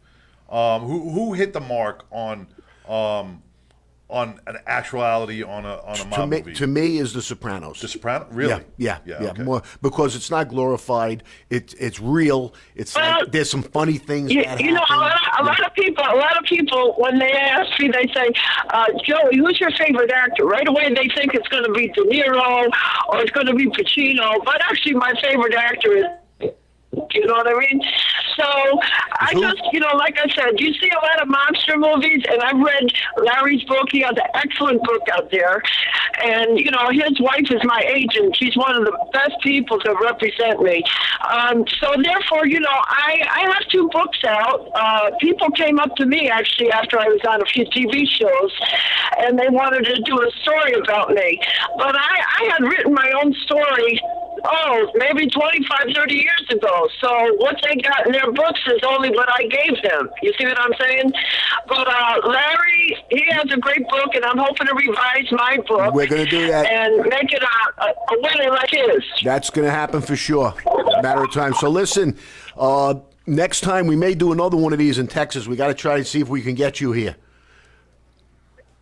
For another grand opening. Thank you so much. Yeah. All right. Well, I really thank you. appreciate all your help. Thanks for your time. And Kelly's sitting here, so she heard your compliment. and I know she thanks you for that, and she's working very hard to get your podcast to be a big success. Well, I appreciate everything you do for me. Brian, I really appreciate you having me on your show. And again, I have a lot to tell, a lot more. Right, we'll do it again. I'm sure Larry will glue you in on a lot of it. Well, Joey, we'll have you back on again because and when we do, we want to talk about your time with Noriega because we actually have a small connection there. We a few weeks ago we had that'll be great. We had a retired DEA agent on, Daniel Ladero, who actually was there when Noriega was arrested, and so it'd be interesting. I heard. That's interesting to me because it's funny because Noriega used to come to our house, and my daughter used to talk to him in Spanish. He came down a few times, and they used to go to Disney World with the kids. That's when my daughter was quite young, but. He came in from Panama, and we had other guys coming in from Panama. In fact, I had a guy by the name of Jimmy Russell come in from Panama, and he walked in my house with a mink rug and a big machine gun with United States markings. And he told me, he said, "Hey Joey, I got $100,000. I need you to put in the bank." I'm like, Mink, what is this? I don't even know this guy. And he says, well, I heard good things about you, so I want you to take that money and put it away. I said to my old man, I said, what's he doing here? He says, he killed 2 police officers in Panama, and Hyman Laundrie got him off. They paid off these guys and got him out of the country. So I was like, wow, I'm learning all this stuff, but they were grooming me to be a participant. Who's going to expect a woman, who's going to expect a young woman at the time, and I did all the dirty work, so I was risking all they had to do was pull me over and I would have been gone. You know what I mean? But I took the risk. I mean, I was loyal to them. Joey, we're looking to hear more about your story. How can people out there get your book? Well, not yet. Because, not yet. After the podcast, it's going to be redone in her words. Oh, okay, good. Be, yeah. All right, so we'll keep you updated on how to get this book. Right now, the book is already sold out, the ones that we had, but we are going to revise the book with the help of Larry and my agent, and we'll get that going, and hopefully we'll get success like Larry is. Yep. All right. Get you on Mob TV. All right, Joey. Thank you, Joey. We'll see you soon. Take care, Joey. Thank you. Well, I want to thank you very much for having me on your show. Larry, I wish you the best. Thank you, Kelly. And again, Brian, I appreciate everything. Thanks a lot, and God bless. You're welcome. And listen, I'm praying for the Afghanistans over there. Those people there, they got to help our guys get out of there. Yes, they do. Yes, they do. Yes, amen. Okay. All right, take God care. bless. Bye. Take care. Take care. Wow, Joie Miami, all the way from Miami. Interesting story. When we talk about the Costa Nostra, when we talk about the mafia, you don't really hear women too much. Yeah, you don't. They're usually put to the side. They're not usually used as carriers or even people of trust. So, can't wait to hear her podcast. Can't wait to hear her, read her book when it comes out. And hear the story. Yeah, it's going to be really interesting. Very. You said something funny before when you talked about The Sopranos, and it was funny when I was working a wire room. Right. Every Monday, Sopranos was on Sunday night. So we click the wire on Monday morning. You'd hear some of the tapes and you'd hear the conversations going on, and all they would fucking talk about is Sopranos. You know what Tony did last night? That fucking guy. I would have done it this way. It was pretty funny because they all loved the Sopranos. But it has the true, the real comedy. Yeah, it's funny because those things really happen. Yep. Hits get botched all the time. There was a. You ever have a story about a botched hit? No. I can't. They were all successful. I think our record speaks for itself. Unfortunately, we were. As a matter of fact, when I met Pete Rose, see, it's true. When I met Pete Rose, he was signed in a show, and it says up there the Hit King because he's the number one. Right. So when I got up there, he said he wants to hear about my hits. So he's in the book. We got a picture of him in there. But so That's too funny. I didn't want you to do it on the air, but because I honestly felt it might have been a bit disrespectful to talk to Billy about his dad's case on the air. Right. It would be interesting when you could see him in person and talk to him about your personal connection to that case. Yeah. Because that's well, I was trip. young, man. It doesn't matter. It's still trippy that. Oh, you're talking about when I was a cop or when I was dating Castellano's daughter? No. Yeah, well, that's he'll find that interesting too. But about the case. That's No, I was dating No, we'll talk about that his Saturday. granddaughter. No I didn't. I was 14. I didn't know who she was. We were just dating, kids knocking boots. You told us what you were like when you were 14, though. It is what it is.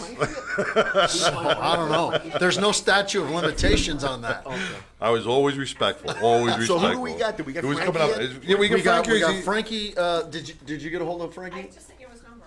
Oh, you did? Okay. All right, we so got Frankie. We got Oril Spado still, and we're on to Yeah, call him right and now. Bob. And then Yeah, let's we get- have Boston Bob. Yeah, let's get Ori on the line. Or Okay. accepted the invite, so I'll just have to call him. Okay, ring him. Okay. Yeah, call him Yep. up then. Give me his number. Yeah. Hang on a second. I'll give it to you here. All right, so once again, man, this has been we still got a lot of show left, and Saturday night, all this is going to really come to fruition, man. We're going to hear these stories. We're going to have questions and answers. Larry, like, how are we going to? How is this going to be? Like, the crowd's going to come in and they're going to be able to ask you questions, or are you going to just talk about your story? No, yeah. I mean, I can. Typically, the Q&A is afterwards. I'll do an opening speech or a speaking, whatever it's called. I guess a speech, or and then I'll probably call some of the guys up. All right, awesome. With me to.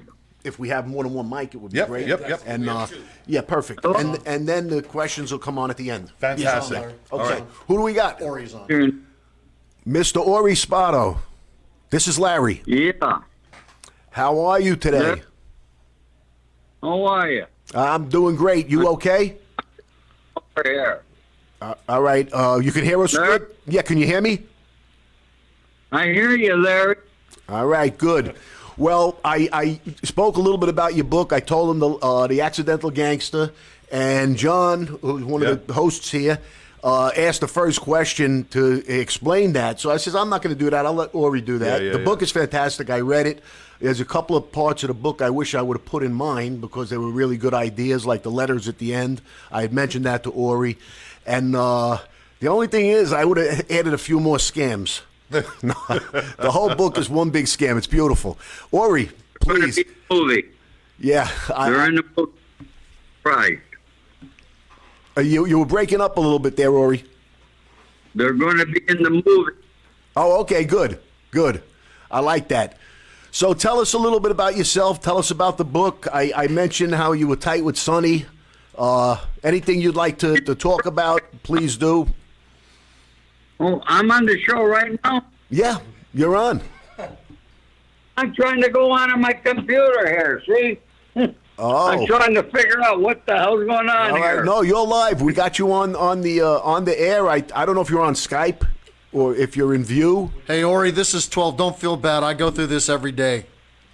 All right, good. Well, we're on here. Two Okay. tin cans and a string, and I'm happy. So, yeah, like I said, I told him a bit about yourself, how you wound up writing the book, why you were the accidental gangster, but I think you should talk about that.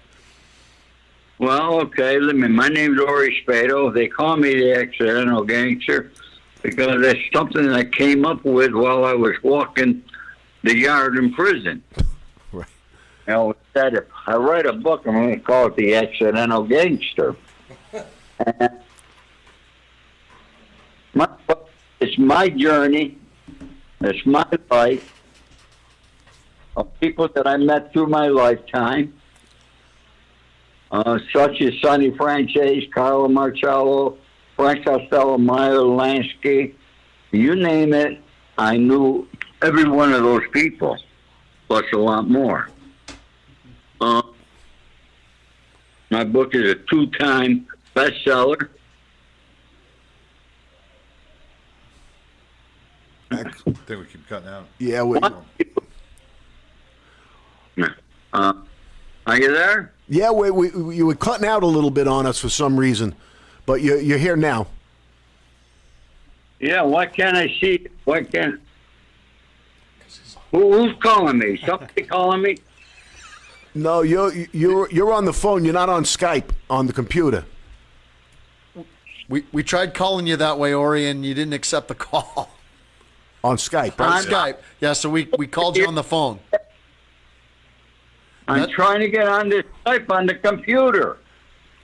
Could he do that? Join this guy. Yeah, do that. Yeah, do that. If you could do that, we'll be better I'll off. tell you what, we'll disconnect the phone call and you call that number on your computer. I'm trying to do it right now. Isn't that right, Duke? All right. Is he in there? Hey, with all due respect, yes, it's just like my father-in-law. God damn it! I can't get this to go. Damn technology. Yeah, we're gonna cut off the cell phone and go to Skype, Yeah. Ori. Are we getting there? So All right, let's do this. Hey, Ori, just hang up and there you Hung go. up. And we're gonna try to go right back to you. See if you can try to get pick him up, Duke. Yeah, so that was Oril Spado. Spado. The accidental gangster. He went from insurance man to Hollywood. Then he just started doing all these. Well, he was fixing problems for people. He Yeah. had that aura about him. And again, he knew all those heavyweights he mentioned. So, a little bit of that rubbed off on him, and he was able to carry himself that way. And, it was by accident, but he... what really gets me, like everybody, all you guys, you've all know the names. You're all connected, and it's like, like Sonny Franchise and all these guys. You interact. You guys see me? Yeah, we got you now. It Yeah. sounds like yes. Oh, we don't Do see. you see me? Because I don't see nobody. But we hear you better. I hear you better, much better. So much you're better. definitely on Skype. There's probably a button you have to hit that says video. I'm in there. It's not doing nothing. Oh boy. Damn, I'm not Bill Gates, guys. No, listen. Listen, as long as we can hear you. Yeah. I mean, as good looking as you are, you have a better brain. So we Yeah. just need to hear you. So yeah, we got how you got the accidental gangs. I told the guys that you were around so many of these names, these heavyweights, that a lot of it rubbed off on you, and you carried yourself in a way that you became a Hollywood fixer. Guys, people came to you when they had problems. So in a way, you were a self-made man. Is that a good description? Very, you hit it right on the head, Larry. Like so many things in life, Larry, that we do, things happen by accident. Right. And, in 1971, Dino De Laurentiis' office was here on Cannon Drive. And I was sitting there with him and Ralph Serpy, and they were pulling their hair out because a actor was giving them a big problem, giving the director a problem, which was creating the project to go behind in budget, and they don't like that to happen. They didn't know what to do. I said, let me go talk to the guy. I went to the studio, and they were shooting. I grabbed the actor, sat him down, and then I got the director, sat him down. I resolved the issues. And from there, it just, next thing you know, agents, lawyers, studios began calling me. And for me, it was just an easy gig. You know what I mean? Well, without going into, how did you resolve the issue? Could I ask that? Well, yeah. I mean, how did you resolve I can the tell issue? you this: he didn't put a horse's head in bed, but he probably. I'm intrigued. I want to know. I mean, so you when sat I him had down. to sit down with somebody, number one, my voice works a lot my benefit as well as my looks. And they can look at me and know that I got a gang of guys behind me, even though they're not right there with me. They know that all I got to do is pick up the phone, and I got I could have 500 people there. And, I'm able to verbalize things in such a manner that I make them understand. And I can do it within a span of 15 minutes. I always felt that if I couldn't take care of a problem in 15 minutes, then I was a failure. And that's my philosophy in legitimate life. So like you said, Larry, I mean, going from insurance company to Hollywood fixer, because of his demeanor, because of his presentation, he was able to fix things He was convincing. He was convincing. Right. Some guys have to get loud and holler and curse. Others don't. And who was a lot like that was Greg Scarpa Sr. And his son and I used to laugh a lot because if we had to go see somebody and they were ignoring us, we got to start raising our hands or getting loud.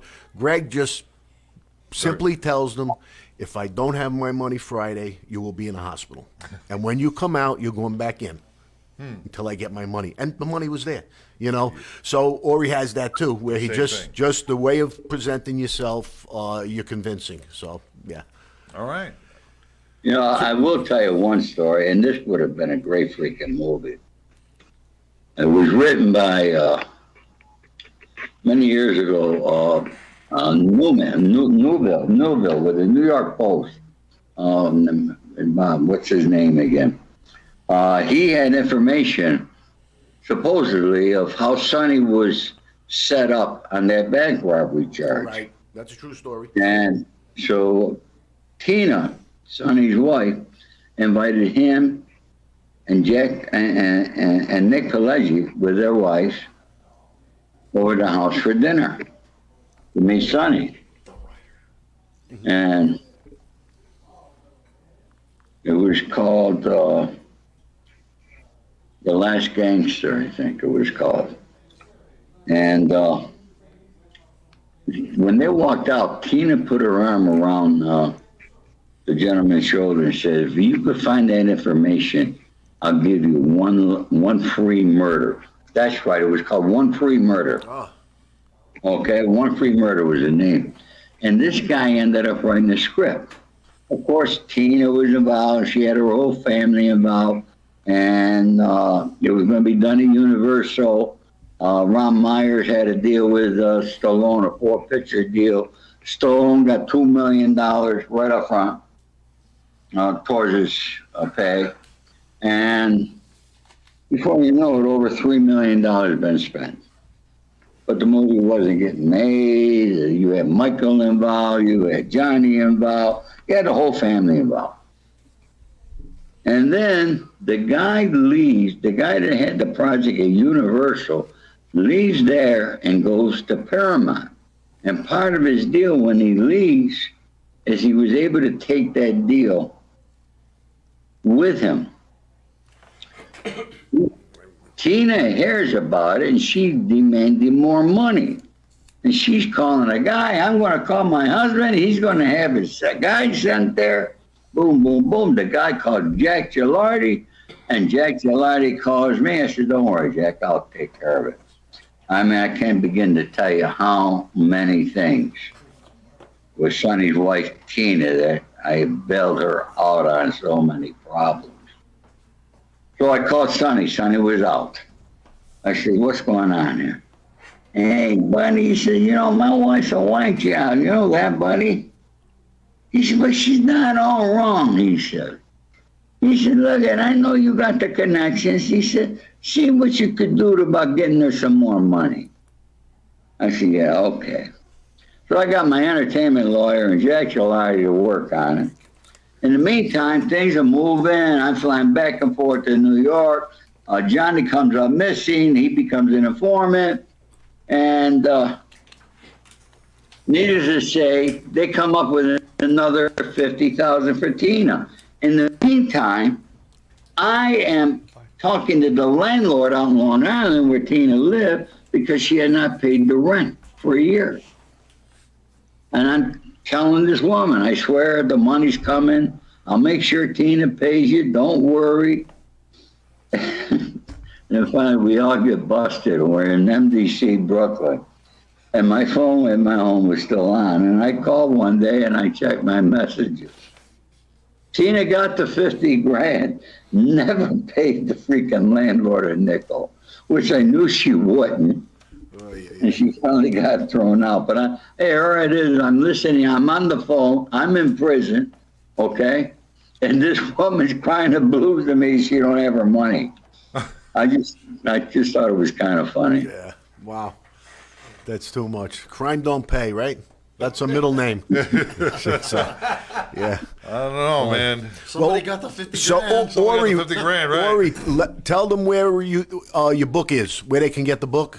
Is it a website? Is it a... Of course, my website, you can purchase an autographed copy from anybody that mentions this show and buys just a book on my website. I will autograph it free of charge.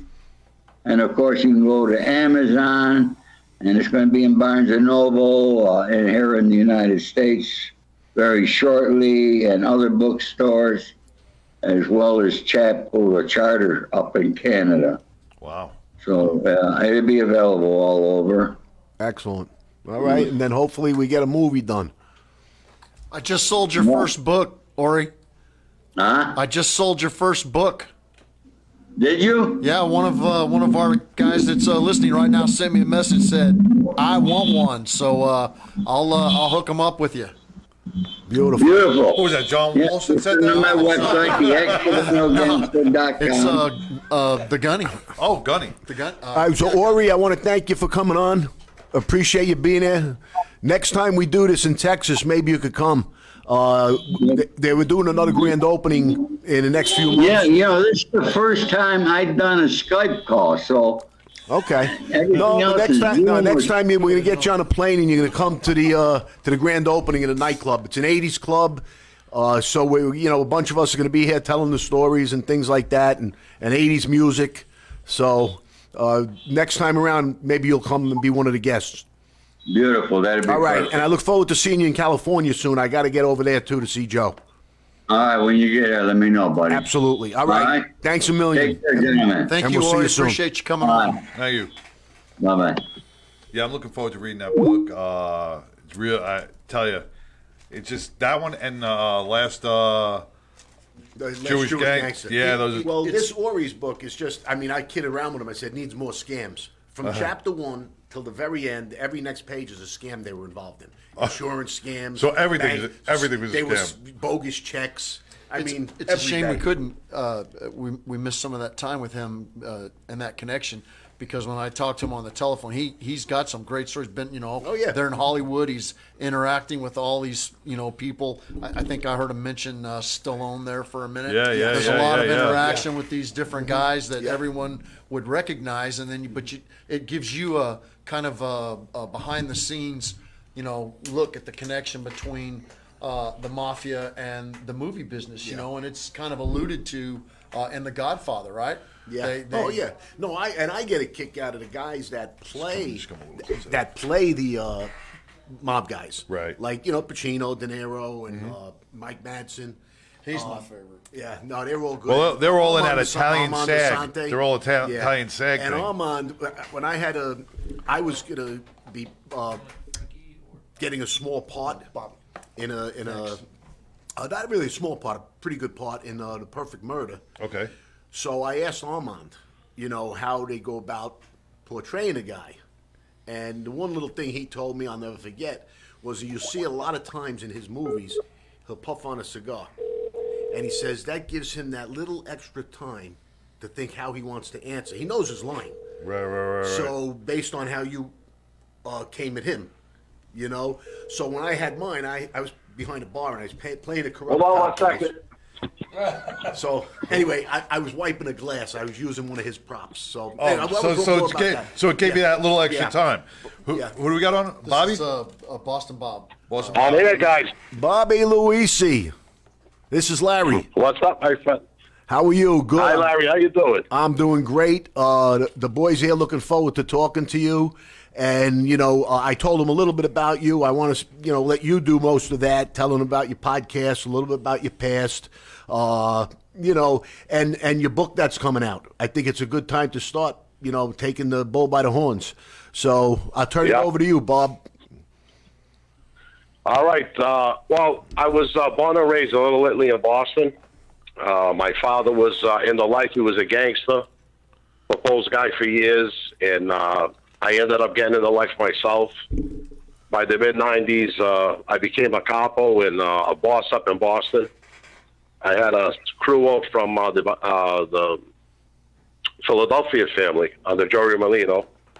I was a faction of that family, and I did, 13 years, 8 months in prison.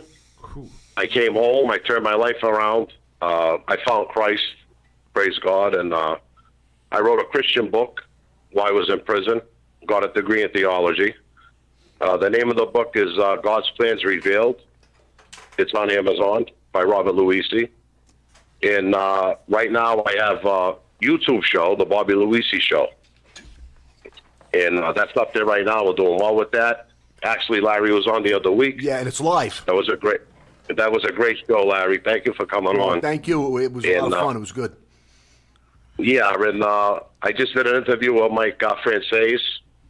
He's up there now. I just put that one out. Nice. And I'll tell you, things are going pretty good right now. Praise God. You know. Well, that's good. And you know, it's nice not being in that life anymore and being free to do what I want to do. I'm enjoying myself with it. I just got to touch on something, if you don't mind, Bobby. And no, go ahead. You know, I was reading a little bit about you, reading some of your background, and I was reading something, and you said, and I hope, please don't, this is not disrespect at all, but you know, you said you were involved in at least 6 murders, right? Yeah, there was yeah. You know what gets me, and this is just at least. Like, I would know if I did 6 murders. I know I did 6 murders. I killed 6 guys, right? But at least, more or less. Well, you know, you know why we say it like that. You know, I didn't shoot 6 people myself, my friend. You know, right. So and I was involved in. I'll tell you the total. I think was 7 actually that I was involved in, that I had a part in, or whatever my part was in the murders. No, I'm just. He's exactly right. Just being around in the crash car, you're in the hit. If you're the backup shooter, if you're the getaway driver, or you're the shooter, it doesn't really matter on a hit team. Right. You're all part of that. I mean, I'm not trying to outdo you, Bobby, but being around Greg, I was. But hey, I was involved in like 25, but like you just said. Well, you know, I had to pull the. You know, like I know Larry, when we go out to get somebody, it involves 3 or 4 different people with us. Right. In different facets of what we're doing, you know.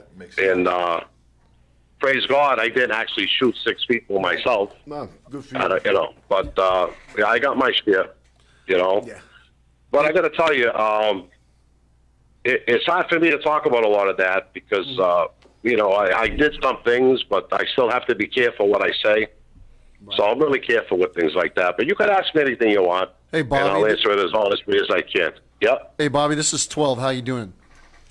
Good. How you doing, my friend? I'm doing great. Thank you for coming on our show and spending some time with us today. I appreciate that. But I wanted to ask you, so when you were up in Boston running a crew, you were a captain, right?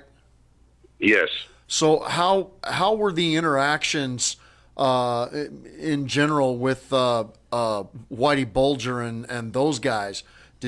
Was there competition? Was there interaction, or was his access to dirty FBI guys? Did they steer him clear of all that? Well, you know, when I started coming up high in the 90s, you know, Whitey was in trouble. Now, I'm not going to take nothing against Whitey. He was a bad guy. That crew, they killed a lot of people. But, you know, Whitey wasn't one of us. He was Irish, and some people believe he was a big boss up there, which he wasn't. You know, he was in South Boston. He had a crew in there. He was connected to the old Winter Hill gang with Howie Winters. But you have to remember, most of the guys in that crew were Italian.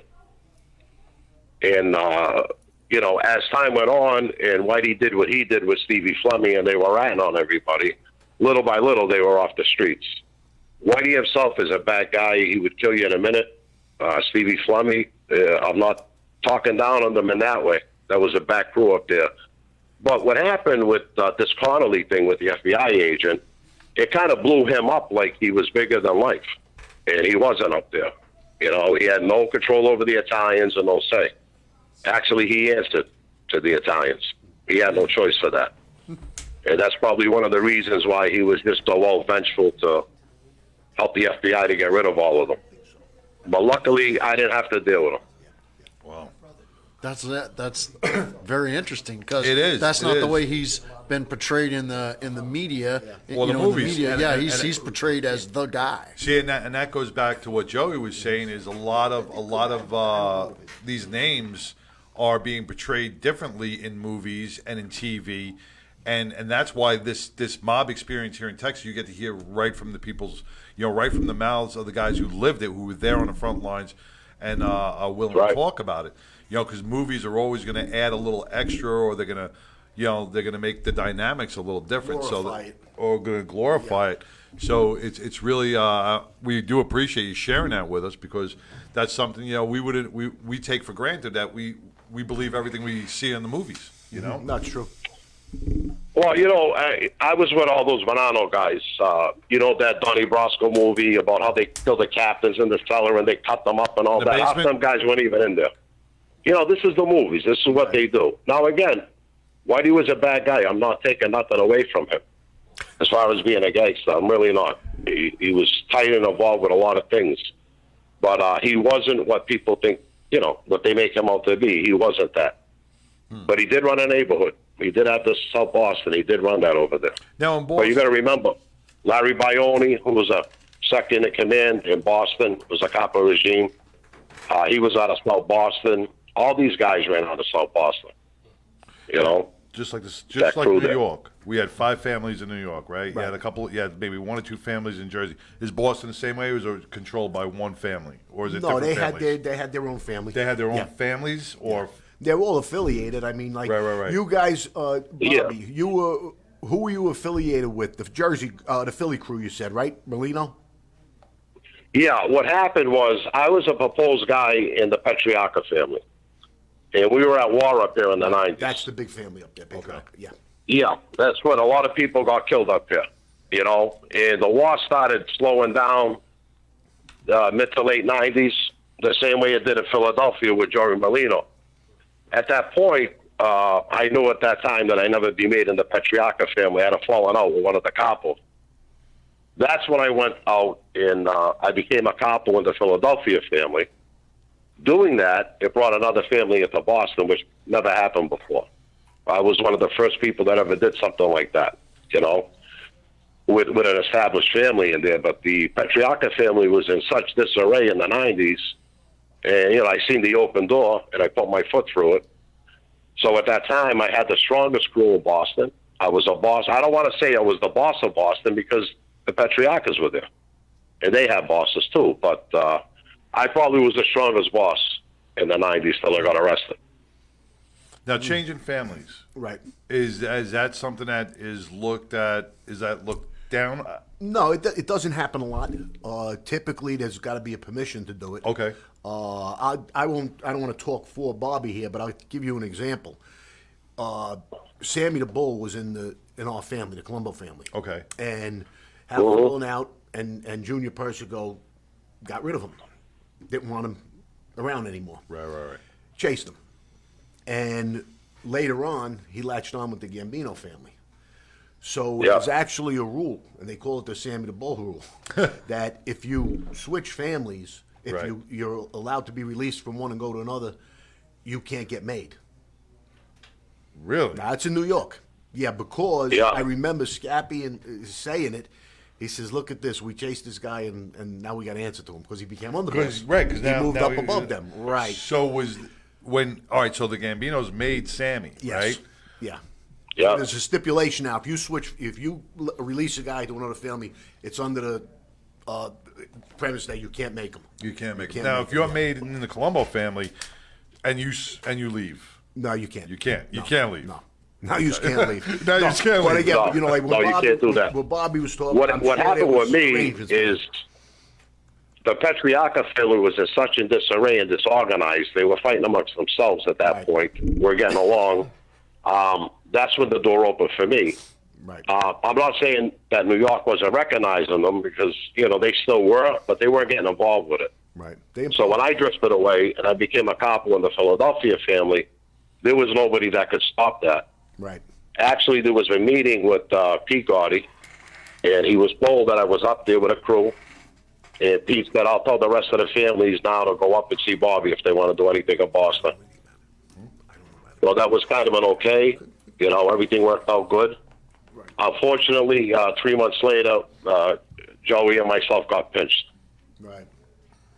Yeah. You did, what'd you say, 13 years? 13 years, 8 months I did. When you came out, I'm just gonna say it because I feel comfortable with you. Some artwork, some of the artwork. Can we talk about that a little bit? Yeah, we could talk about that. They robbed the museum in 1990. It was one of the biggest heists, right? It was one of the biggest heists? Yeah, one of the biggest art heists in the world still to today. The Gunner Art Museum in Boston. And Bobby Correnti supposedly was part of that. At one point, when we were going down to Philly, the deal was going to be made that I was going to break off that my own family, and Bobby Correnti was going to be my underboss. So what happened, Bobby Correnti himself, I believe, robbed it with Bobby Donati and another guy. I don't know what they did with the paintings, but we were sitting up, and I had a safe house in Waltham right out of Boston. And we're sitting on the couch, and Bobby Correnti turned to me. Miles Connor had come on TV, and they were talking about that. And he says, Bobby, I know where the artwork is. Can we move it now? I said, Unc, I really, because now we're doing a lot of business with New York people and Philly people now, I said, I don't know about the artwork. I says, I really don't know if we could do anything with it, Unc. And that was Bobby Correnti's nickname, Unc. Okay. And I said, I don't know if we could do anything with that, Unc. And I dropped it. I didn't pursue it like an idiot. I didn't know the value of it. It was about 500 million, right? Huh? It was about 500 million in paintings? Well, yeah, I think it's more now. So anyway, make a long story short, I let it go, and I didn't pursue it, and Bobby ended up getting picked up.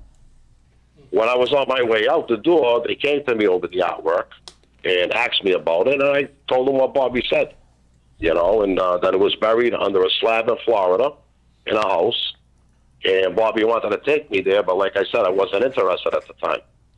If I knew, I would have went there myself with a jackhammer and dug it up, We had more money in the room. I could have bought the house, whatever. It wouldn't have mattered, But I just didn't know the value. Wow. So some of those paintings, like the Picassos and everything else, those are all still unaccounted for. Yeah, excuse me. They say mostly, they are. They're still unaccounted. They don't know where they are. What I believe happened, and this is my theory, and I said it on a few documentaries I was on, because I know how Bobby is and these guys, what type of guys they are. Somebody probably wanted something in there, and they went in to get it, and then they helped themselves to the rest of it. That's what I believe happened. I believe it was a good score for them. They got money out of it. But God knows where the rest of these paintings are. Wow, probably in someone's garage somewhere, just collecting dust somewhere. You can pick it up on a garage sale, right? Yeah. Oh. Wow. Right. Well, Bobby, listen, Saturday night we got the show that I invited you to, the 80s Club. And Studio 80. Our friend Frank here, Dixon, is going to be opening another one soon. So maybe with more advance notice, you could join us, and you should definitely stay in touch with these 99% guys. I think you guys could do things together. All right, that sounds good to me. I would love that. Yeah, beautiful. I would love that. Thanks for coming on, and we'll touch base with you again for sure. And I'll talk to you when I get back. That sounds good. And guys, thank you for having me on. I'll come on anytime. Thank you, Bobby. We appreciate it. Thank you for coming on. You're welcome, my friend. Right, have a good one. Once again, man, another guy who found Jesus, he found God, and he turned his life around. And that's the amazing thing about everybody that we've had on this show so far is you've made such a transition. And what I wanted to add, and I didn't want to ask everybody this, but we ride motorcycles and we're law enforcement, and when we leave the job, it's kind of tough to leave the job. Is it tough to leave the life? Well, because there's things you remember from it that were fun, or that you may miss a little bit. But at the end of the day, like everybody said, you're not looking over your shoulder, because if you get too successful, somebody wants to take it from you. Right. They don't want to build up their own business. okay? So they're going to stab you in the back. So you don't have to worry about that. And you're really dealing with a bad element every day, whether it's the customers you're dealing with, whether it's your superiors. It's not a good life, so it's not hard to walk away. I was an earner then. I'm still able to earn a decent living. Right. My thing is, like, a lot of these guys that did find God, and they're genuine. This Bobby's genuine. Yeah. So is Alan. A lot of guys did. I didn't. So and some guys go where they want to tell kids not to follow their footsteps. And I like that. And I am doing that, but I've always said, and I said it a few times, I think you need better credentials than I have to really go out there and do that. I don't feel 100% right. So the thing I try to portray or get out there is you don't need that life to be respected and to earn a living. That's my message, okay? I have more respect now in most ways than I had then, because I'm not doing bad things every day. It was more of a fear aspect then. Exactly. They don't fear me now. They respect me, that my attitude, I'm still a loyal person. I'm still, I think, a leader to some extent. And I know how to earn. I opened the gym. Kelly and I opened up businesses. We just sold a supper club, So I never missed a beat. When I came home, I got my feet back wet again, slow but sure. And my message is a little different. And again, even like that Mike Francesi, he's a minister now. I don't feel it would be true of me to try to come out that way unless I really, 100%. So, everybody goes their different ways. Yeah, everybody's got their own path. And when I do the speeches, there's one guy, a friend of mine, Albert, comes to a lot of the talks I do. And he always gets up and says, Larry is doing this to help others. He says he's too humble to say it. He's too proud to say whatever, and he always does that because he knows somewhere in there, I feel that. Right. But I've told him, I says, it's more that a kid shouldn't think he needs that life to make a lot of money. Go to school, become a lawyer. You'll make more money than the drug dealers. It's not. It's for LEMCs and law-abiding MCs. It's not quite the same as it is for the other side of that coin. But the similarities, and you mentioned it when you were on the show before. Your boss calls at whatever hour of the day or night, and you're down at you're a soldier. You got to go. 1 o'clock, 2 o'clock, 3 o'clock in the morning, you have other plans, doesn't matter. You got to get up and go, and you got to do what he says. Same thing with prospects in the motorcycle. Right. You got to go. Your mentor calls, you got to go, you got to do whatever. If you got to ride, 2 hours to get there, too bad for you. It sucks to be you. And it doesn't really slow down until you get, a little rank, a little higher up. But it's a hard life. It's a hard climb. To never knowing, and then you're always... looking over your shoulder. You don't know where the... Well, that's another thing. When and you... the law. On our side, we were always worried about getting pinched, too. Right. So you're looking over both shoulders. Time's going to run out eventually, yeah. Now, when you did get out, was it like a huge weight off your shoulders? It's a relief. Was it like it was a relief? It's a relief. It was As a matter of fact, one of the guys that got arrested during the war, I was already in. I remember they said in the newspaper that the guy said he never felt so relieved. That just got me. Really? Yeah, because we had shootouts with this guy. We heard him. We hit him a few times. He just had 9 lives. He didn't go. It wasn't botched. I mean, he was shooting at us. We were shooting at him. We're not counting that as an error. These were shootouts. Oh, yeah, he actually survived the last one because there was an ambulance parked on the corner having a coffee break. And they got there, so they had, I guess, the intravenous right in him. And they quick took medical him, aid. And they took him because they knew it was bullet wounds. Obviously, they took him to the Kings County police trauma. That was trauma hospital. Yeah. And they could have took him to Coney Island Hospital 3 blocks away, and he might not have made it. They didn't have the facility, so he was lucky, But when he got pinched, he says it's a relief. He was going to prison, So it's crazy. It was a nightmare. During the war, that was really... And the war lasted how? Well, like it says, it was trembling, and there was, backstabbing for about a year or two. So probably from 88, 89, then the shooting erupted in 90. Lasted a year of shooting, and then we were all arrested in '91. So yeah. So, I'm looking at the clock. Do we get We're Frankie ticking yet? down. No, Yeah, I was yeah, going to we- say, do we want to we'll- get before we go to the monologue? We want to try to get Frankie and talk about Saturday. We'll try Frankie one more time, Let's and try if him not, up. and then he snoozes, he loses. Yeah, well then we'll have to see him Friday. Yeah. So You got them? Okay. I have. No, is that? Oh, you're calling? Okay. All right. I did not. We got him. Oh, we got him? Got him? Welcome to the 99% Radio Network again, Frankie. How you doing? How you doing, fellas? I can't see yous. What? Do I gotta press anything? Hold No. on. No, you won't be able to see us. Are you on video? Yeah. All right, yeah. Yeah, should I go on regular? Should I go on regular? No, stay where you are. Stay where you are. We can hear you real well. Yeah, you won't be able to see us unless you just like put on a different, put it on your phone or something. But yeah, just talk into the camera. We could see you. Okay. That's good. How you doing, Frankie? How you doing, Larry? What's going on, Oh, fellas? it's great. This is great. We got Frank Dixon here. He is the GM owner / runs the show at Studio 80. Good to And hear from you, Frank. You too. we're really Can't wait to looking meet you forward to guys this. in It's person. going to be exciting. We're able to mention the things we're doing. I spoke to Joe. I'll talk to you about that. But we're able to mention a little bit more and more now. So I'm not going to steal your thunder. I want you to tell them about your show. But I'm just going to say that Frankie's been a brother to me since we were in the life during the war. Trusted, loyal, and you'll see how we are Saturday night. Okay. So I'm so happy he's here on the show and he's coming Saturday. So take it over, Frankie. All right, wait. Can you see me? Yeah. We can see you perfect. I got you. Okay. You are perfect. You're Yeah, perfect. oh, good. Let me see. There you go. There you go. All right. Perfect. Perfect. Hey, I just want to let you know I have your banner. I got your banner in the mail, but Oh, I I have see no way. it. I have no way to Well, he has hang it it on up behind here. him. He's You got it on behind him, All yeah. right. But I do have your banner, and it's going to be hung up at Studio 80 on Saturday night. Perfect. We are all excited about what you guys are putting together because another aspect that we never even thought about was with this mobsters and versus monsters. Tell us how. My big question with you, and I don't know if we touched on it.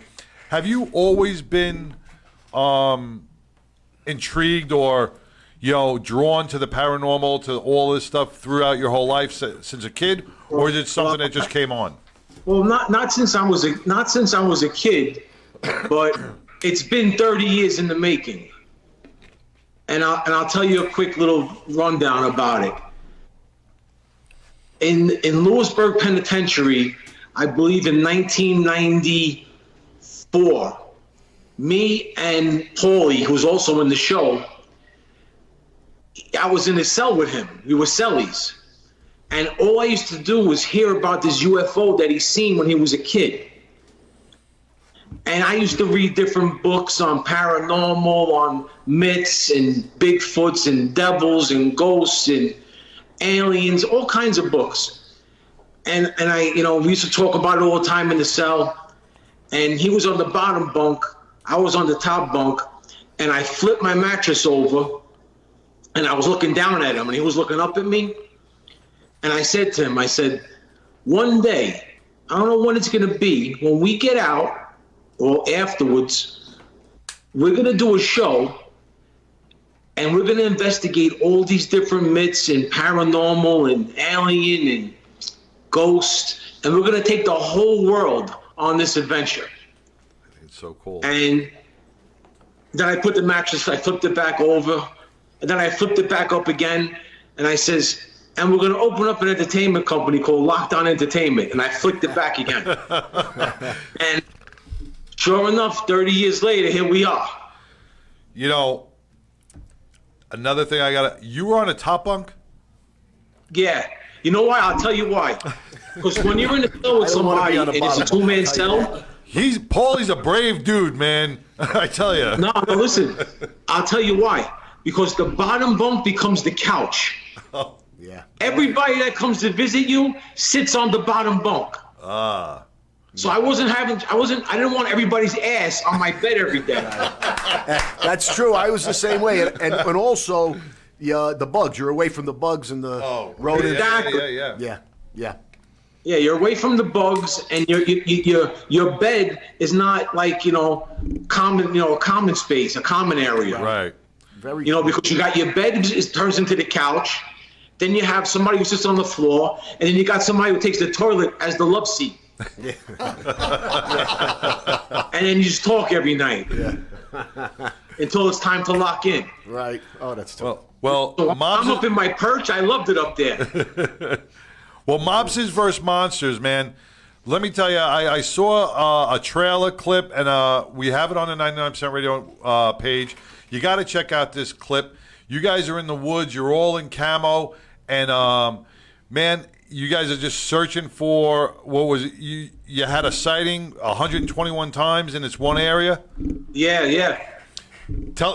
This area. Well, first let me just clear the air here with you guys. So I've been doing a lot of research with scientists, with people who've been studying this for 40, 50 years, and I actually spoke to people who actually saw Bigfoot.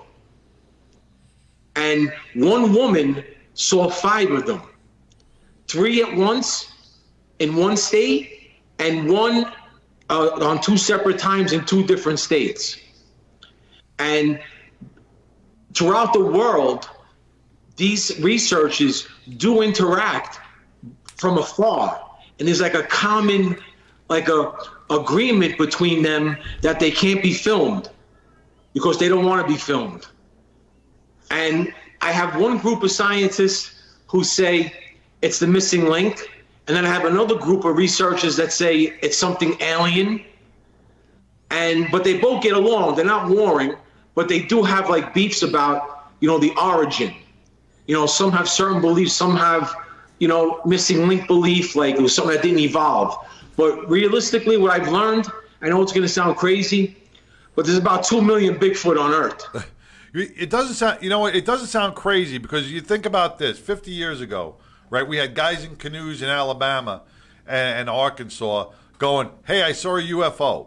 Right? And nobody believed them. They were fishing, they were drunk, and no one believed them. Now we got naval aviators going, "Holy crap, something just flew past my thing at Mach 12. So, I don't discard anything that of extraterrestrial or Bigfoot or Sasquatch or the lot.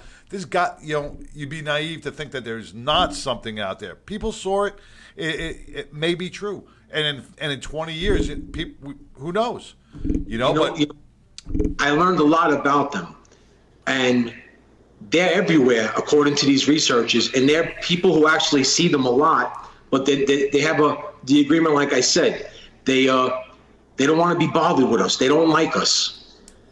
It takes maybe, you have one researcher who's working in an area, it might take, 5 to 10 years before they have some interaction until they gain the trust. But it's not only Bigfoot we do everything. You do the paranormal, you spirits? Yeah, I have a team. I have this guy, Tim and Rob, who actually have this good equipment where we speak to spirits. And spirits answer us. And let me tell you, we have a woman, Cynthia, in North Dakota. She does all the deciphering, like she's in our wire room, so to speak. Used to be in the wire room, John. She's in the wire room of all the recordings of when we're speaking to spirits, because they're all around us. And people don't realize that as technology is advancing, we're getting on a frequency that we never were able to get to. And with this equipment, we now can be on the same frequency as spirits. And they actually speak back. I have a good buddy of mine. I never believed any of this stuff. And I have a good buddy of mine, and Tigger worked with him. And he does all the paranormal stuff. And he has all this. He came to our studio one time. I mean, thousands of dollars of equipment. Yes. And it's all on sonar and vibrations, and it picks up everything. And it was amazing. Like I said, I never believed it until I met somebody that I trusted that was all about this, and it's crazy, man. No, listen, I bought some paranormal equipment. As soon as I saw this guy's equipment, these guys, I came home and gave mine to my 6-year-old to play with. I don't even want to touch this because after what I seen, what these guys have, this top-notch equipment, and one of the main pieces of equipment, Panasonic in the 90s made a recorder. I think it's called the DR or DV something 60. And they took it off the market because people were complaining that they were recording and other voices were being picked up. I think I remember. So now it turns out that these are very rare. These recorders are very rare to find now. If you find one on eBay, you might pay $3,000-$4,000 for it. But if you do find one, the original model, not the second generation one, you actually can press record, speak around you and say, is anybody here? Do you want to speak to me? And then you'll see the light blinking. That means something's responding. That's crazy. And now when you play it back, it sounds like growls. I did that with my Pink Floyd albums. I play them backwards. But I was like tripping. You were smoking dope then, right? Come on. Hey, Frankie. When the woman deciphers it, you actually hear what they're saying. And I tell you, I did an investigation not long ago. It was the first time we used this equipment. And I brought these gentlemen to a very known area of death in Brooklyn, where a lot of the families would bury people. And years ago, one of the mob cops tried to kill me there. So I wanted to go back to this spot. And when I did, we got there, we waited for 3 a.m. because 3 a.m. is the best time. For some reason, that's the time. It was like a witching hour, that's the time. And we hit this spot. The activity that was at this spot, these two guys that I bring in, Tim and Rob, they were amazed. They couldn't believe the chatter that was coming back in different languages, Russians, people from 100 years ago from the Civil War, women, children. And one of the main things that came through, which made all our hair stand up, we asked, do you know anyone here? And you heard a growl, and then in the growl, you heard Frankie. Okay? I'm going to come back and haunt your ass. He was telling the truth.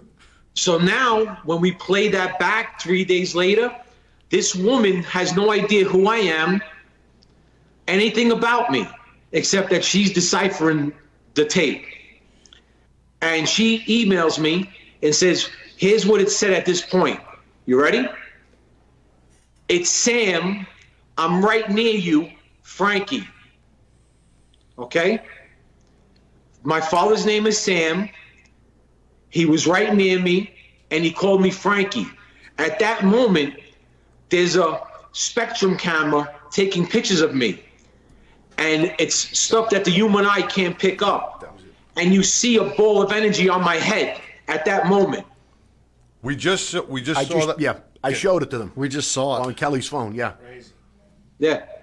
I look like Ghost Rider.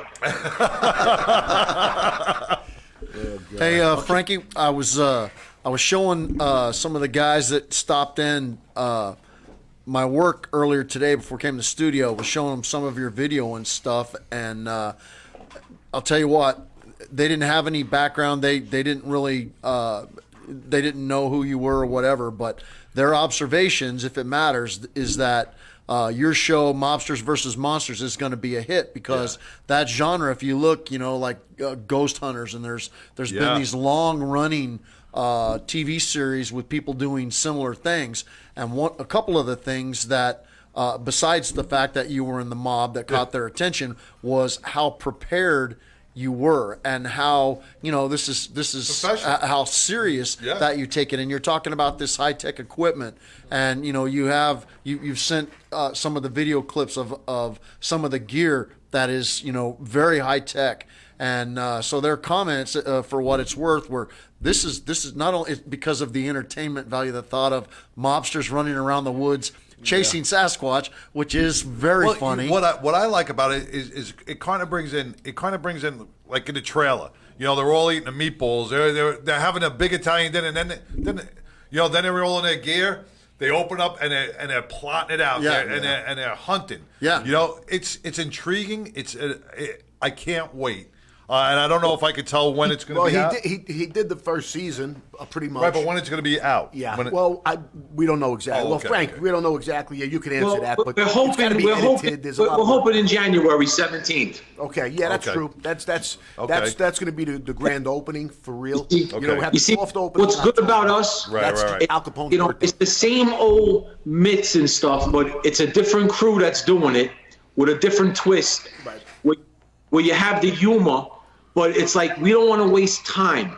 Like as far as like this one spot where we would investigate like the Bigfoot, there was multiple sightings there from 3 separate people who seen them in this 20-mile radius. And I don't know if you know, but in order to be a drone pilot that actually has to go drop bombs, you have to have thousands of hours of just flying around here in this country first. Right. And they work with the Gaming Commission as far as animal population control, where they fly around during the game lands at night and they pick up thermal imaging. And the program picks up how many deer, how many bear, how many fox, how many rabbit, how many turkeys. Just by the picture, the computer program knows what type of animal it is. And, through our, underworld networks, I'll say, we're in touch with a few drone pilots that do this. And when I asked for a certain area that I needed to get the footage from, there was one area where these people seen it in this area where the size of the thermal imaging was a question mark. It was too big. It was unknown. So when I got the geo coordinates, we went in. And when we actually found it, when I found the spot, nothing made sense. Okay, it looked like a bulldozer went through there, but without the tracks. Are you there? Yeah. I'm just. It looked like a bulldozer went through there without the tracks. Bro, I'm like now. A giant footprint. What? Right. What? That's what I was going to ask him. It was like I found one footprint that was giant, but some of the people who did see the Bigfoot in this area, they were saying it's like 12, 13, 14 foot tall. That's what I was going to ask. And the stride is very long, like 3 steps, and he's like, 20, 30 yards in 3 steps. Does anybody know where Shaq is right now? Yeah. I want to, And I found fur like 12 feet in a tree. And nothing made sense. So I took the samples, I took pictures, and we investigated the area, and we know something big went through there, and we have to try to find it. But here's what I also learned. If we do come in contact with one, we're probably all going to die. Well, for what it's worth, like I said, everybody that's watched the trailers and and by the way, the commercials that you guys set up were the bomb. I thought those were badass. But I want to see. I do want them to. I want to watch them all find Bigfoot because like these big guys, 6 foot. They're all going to scream and run. Hey, John, you can't even run. Do you know that the Bigfoot can drop down onto all 4 legs and go 51 miles an hour? Holy crap. That's it. Frankie, you're right. It's done. You're going to die. You're going to die. If you catch him, you're done. As long as you're faster than the guy behind you. Just be faster than the last guy. Well, that's why I have a few other cast members that you're going to meet. And not only are they there because they're helping out, but they're there also for bait. And if we have to slow one down, shoot one in the leg with an arrow, and go and leave him behind, then we could do it, They're taking one for the team, the sacrificial lamb. Yeah. But again, we're with a good group of guys. We have 30, 40-year history together.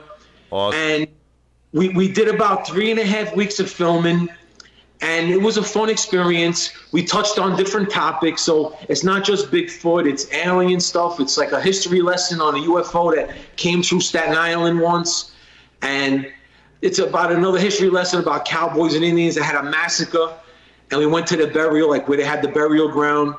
And a couple other things that we went to that are haunted warehouses and stuff. It looks like you guys had a great time. Keep everybody interested. It's not just, we're just a Bigfoot hunter or we're just an alien hunter. No, we do it all. No, the trailer right off the bat intrigued me, and I was hooked from without even seeing it. I was hooked on the trailer because you guys click. You guys all click together, and you look like you make a good team, and it looks like it's gonna be a great series. You're gonna have to. Everybody who's listening, you gotta have to check it out. Can't wait till the soft opening. Everybody go on September. Facebook Soft and openings go to the October. group, the Mobsters vs. Monsters group, and then they can keep up to date on what's going on with us. Oh, okay. Yeah, just go to Facebook and hit Mobsters vs. Monsters and ask to join, and then you become part of the family.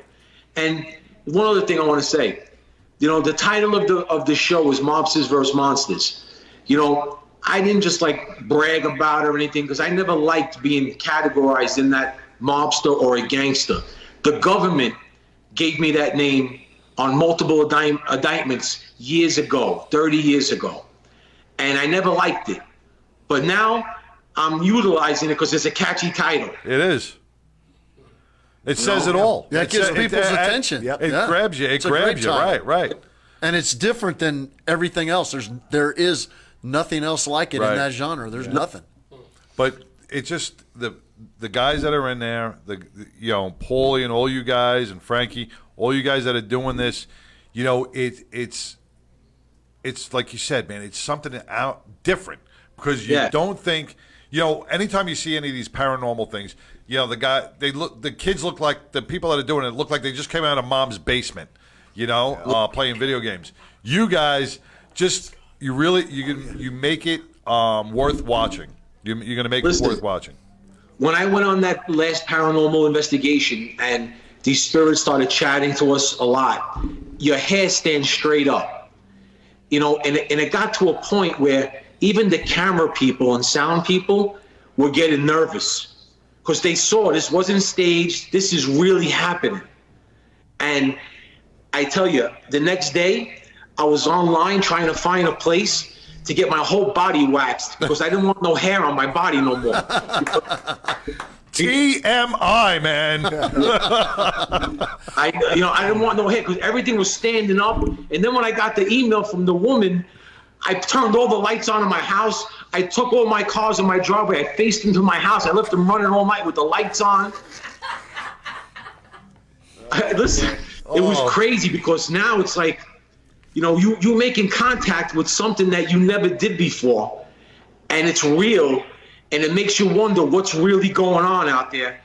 And the average person, they work, they hustle, they bustle, they work to survive, pay their mortgage, pay their car payment, go out. They don't really in tune with what's really going on in the world that actually makes the world spin.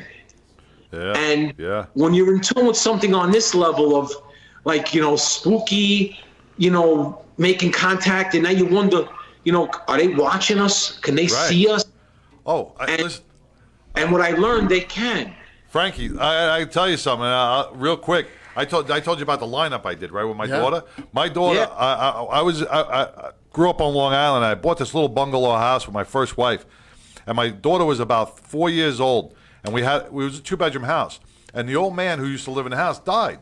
He died in the back room, right? So I ended up repainting it the whole bit, and I put my daughter back there. That was her room, But she was crying. She'd come out crying in the morning. She'd be like, "There's a man in my rocking chair." I'm like, "What the fuck? There's no man in your rocking chair." I go in the room. There's no man in a rocking chair. There's nothing, right? And I'd be like, every day she would be like, "Someone's in my room, Daddy. Someone's in my room. Someone's in my room." I'm like, "Baby, no one's in your room. Just you're good, right?" But then I kept thinking. She's like, "I'm seeing this old man." So I did a photo array. I grabbed all these photos of these old men, and I grabbed a picture of the old man who used to live there. And I put 6 pictures out, and I brought it to the kitchen table. I said, any of these the old men? My hair's starting to stand. She pointed right to the guy, Mr. Botch. She goes, that's the guy sitting in my chair. I told my ex-wife, I said, that's it, we're out of here. We're moving. We are moving. There's no doubt. Yeah. They're all around us. Because kids and see it. Kids they're watching over us. Yep. You know, I learned a lot. I mean, and now that, you know, when people hear you do this, everybody's calling me. You got to come to my house. It's haunted. You got to come. Bring the sage. Bring the sage. So no, I have a minister on hand. I have a priest on hand. The rabbi, he died. I don't have him no more. The shaman, she found somebody and went to another country to go meet him, and and she never returned. But you know, we have a good crew. You know, everybody has a particular background. Like if we like, remember the show The A-Team? Yeah. Okay, I'm the colonel. I make it happen. All right, Paulie, he's the MacGyver because he's ex-military. He was a Marine in Special Forces. You know, he did a lot of crazy things in his life. Besides, you know, before he came to the mob.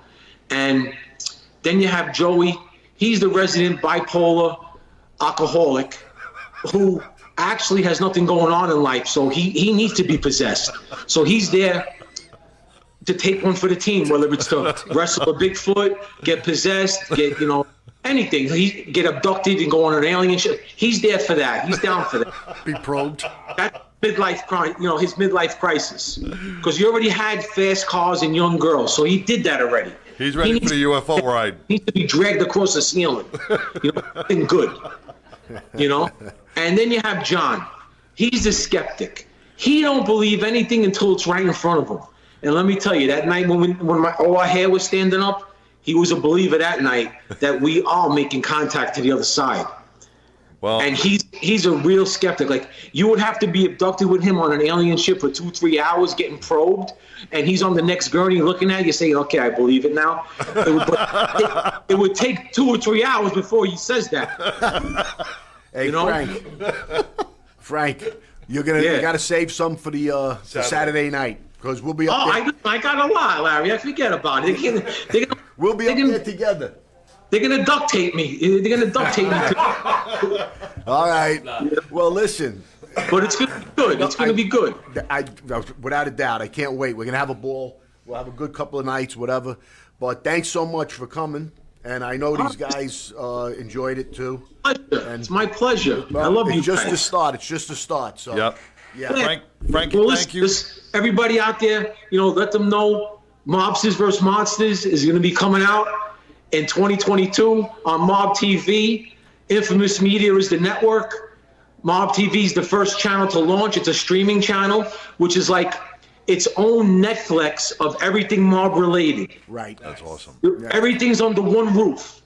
Yep. Whatever you want, they got it. It's under one roof. You don't have to go to different streaming channels anymore. You want to watch something mob, you go right there and it's right in front of you. Everything. Yeah. Yeah. Well, there'll be a press release in September, soft opening October, and then excellent. Al Capone's birthday. Excellent. Yeah. January 17th is Al Capone's birthday, and there's a lot of big things happening on this network, and especially with the first few channels launching. Can't wait. I'm happy I'm a part of it. It was a long road getting this project done because every other network that I went to, they all loved it. Every single one of them. You named the network, I went there. They loved it. They were ready to give a deal. And then when the higher-ups were like, wait a second, these guys are real guys. We can't have that. And they would turn us down. And now it was worth the wait because Joe Paletto, the owner of the network, and who created this, and we're in the founding level of it, he don't mind of the background. He's given us the shot, and it's all going to work out. Yes, sir. You know? All right, we gotta get out because we got a break. We got a break, brother. But listen, we'll see you Saturday at Studio 80. We want to hear more because this is intriguing. Can't wait to See everything launch, man. It's going to be great. All right? He's on Saturday. I can't wait. All right. Thank you, Frankie. Appreciate it. Mongo, what are we drinking, Mongo? We got to wake him up. All right. Well, you know. Take care, fellas. Thank you, brother. Bye-bye. Man, what an amazing show. Sorry, Mongo, we didn't get to the Mongo log, but we're going to have to return with that for next week. We do apologize. Man, I want to thank Larry Mazza for. I'm sorry, Mongo. Oh my God! Oh no! Over the line too much, but this was amazing. I mean, we had some great guests. Great. Thank you so much.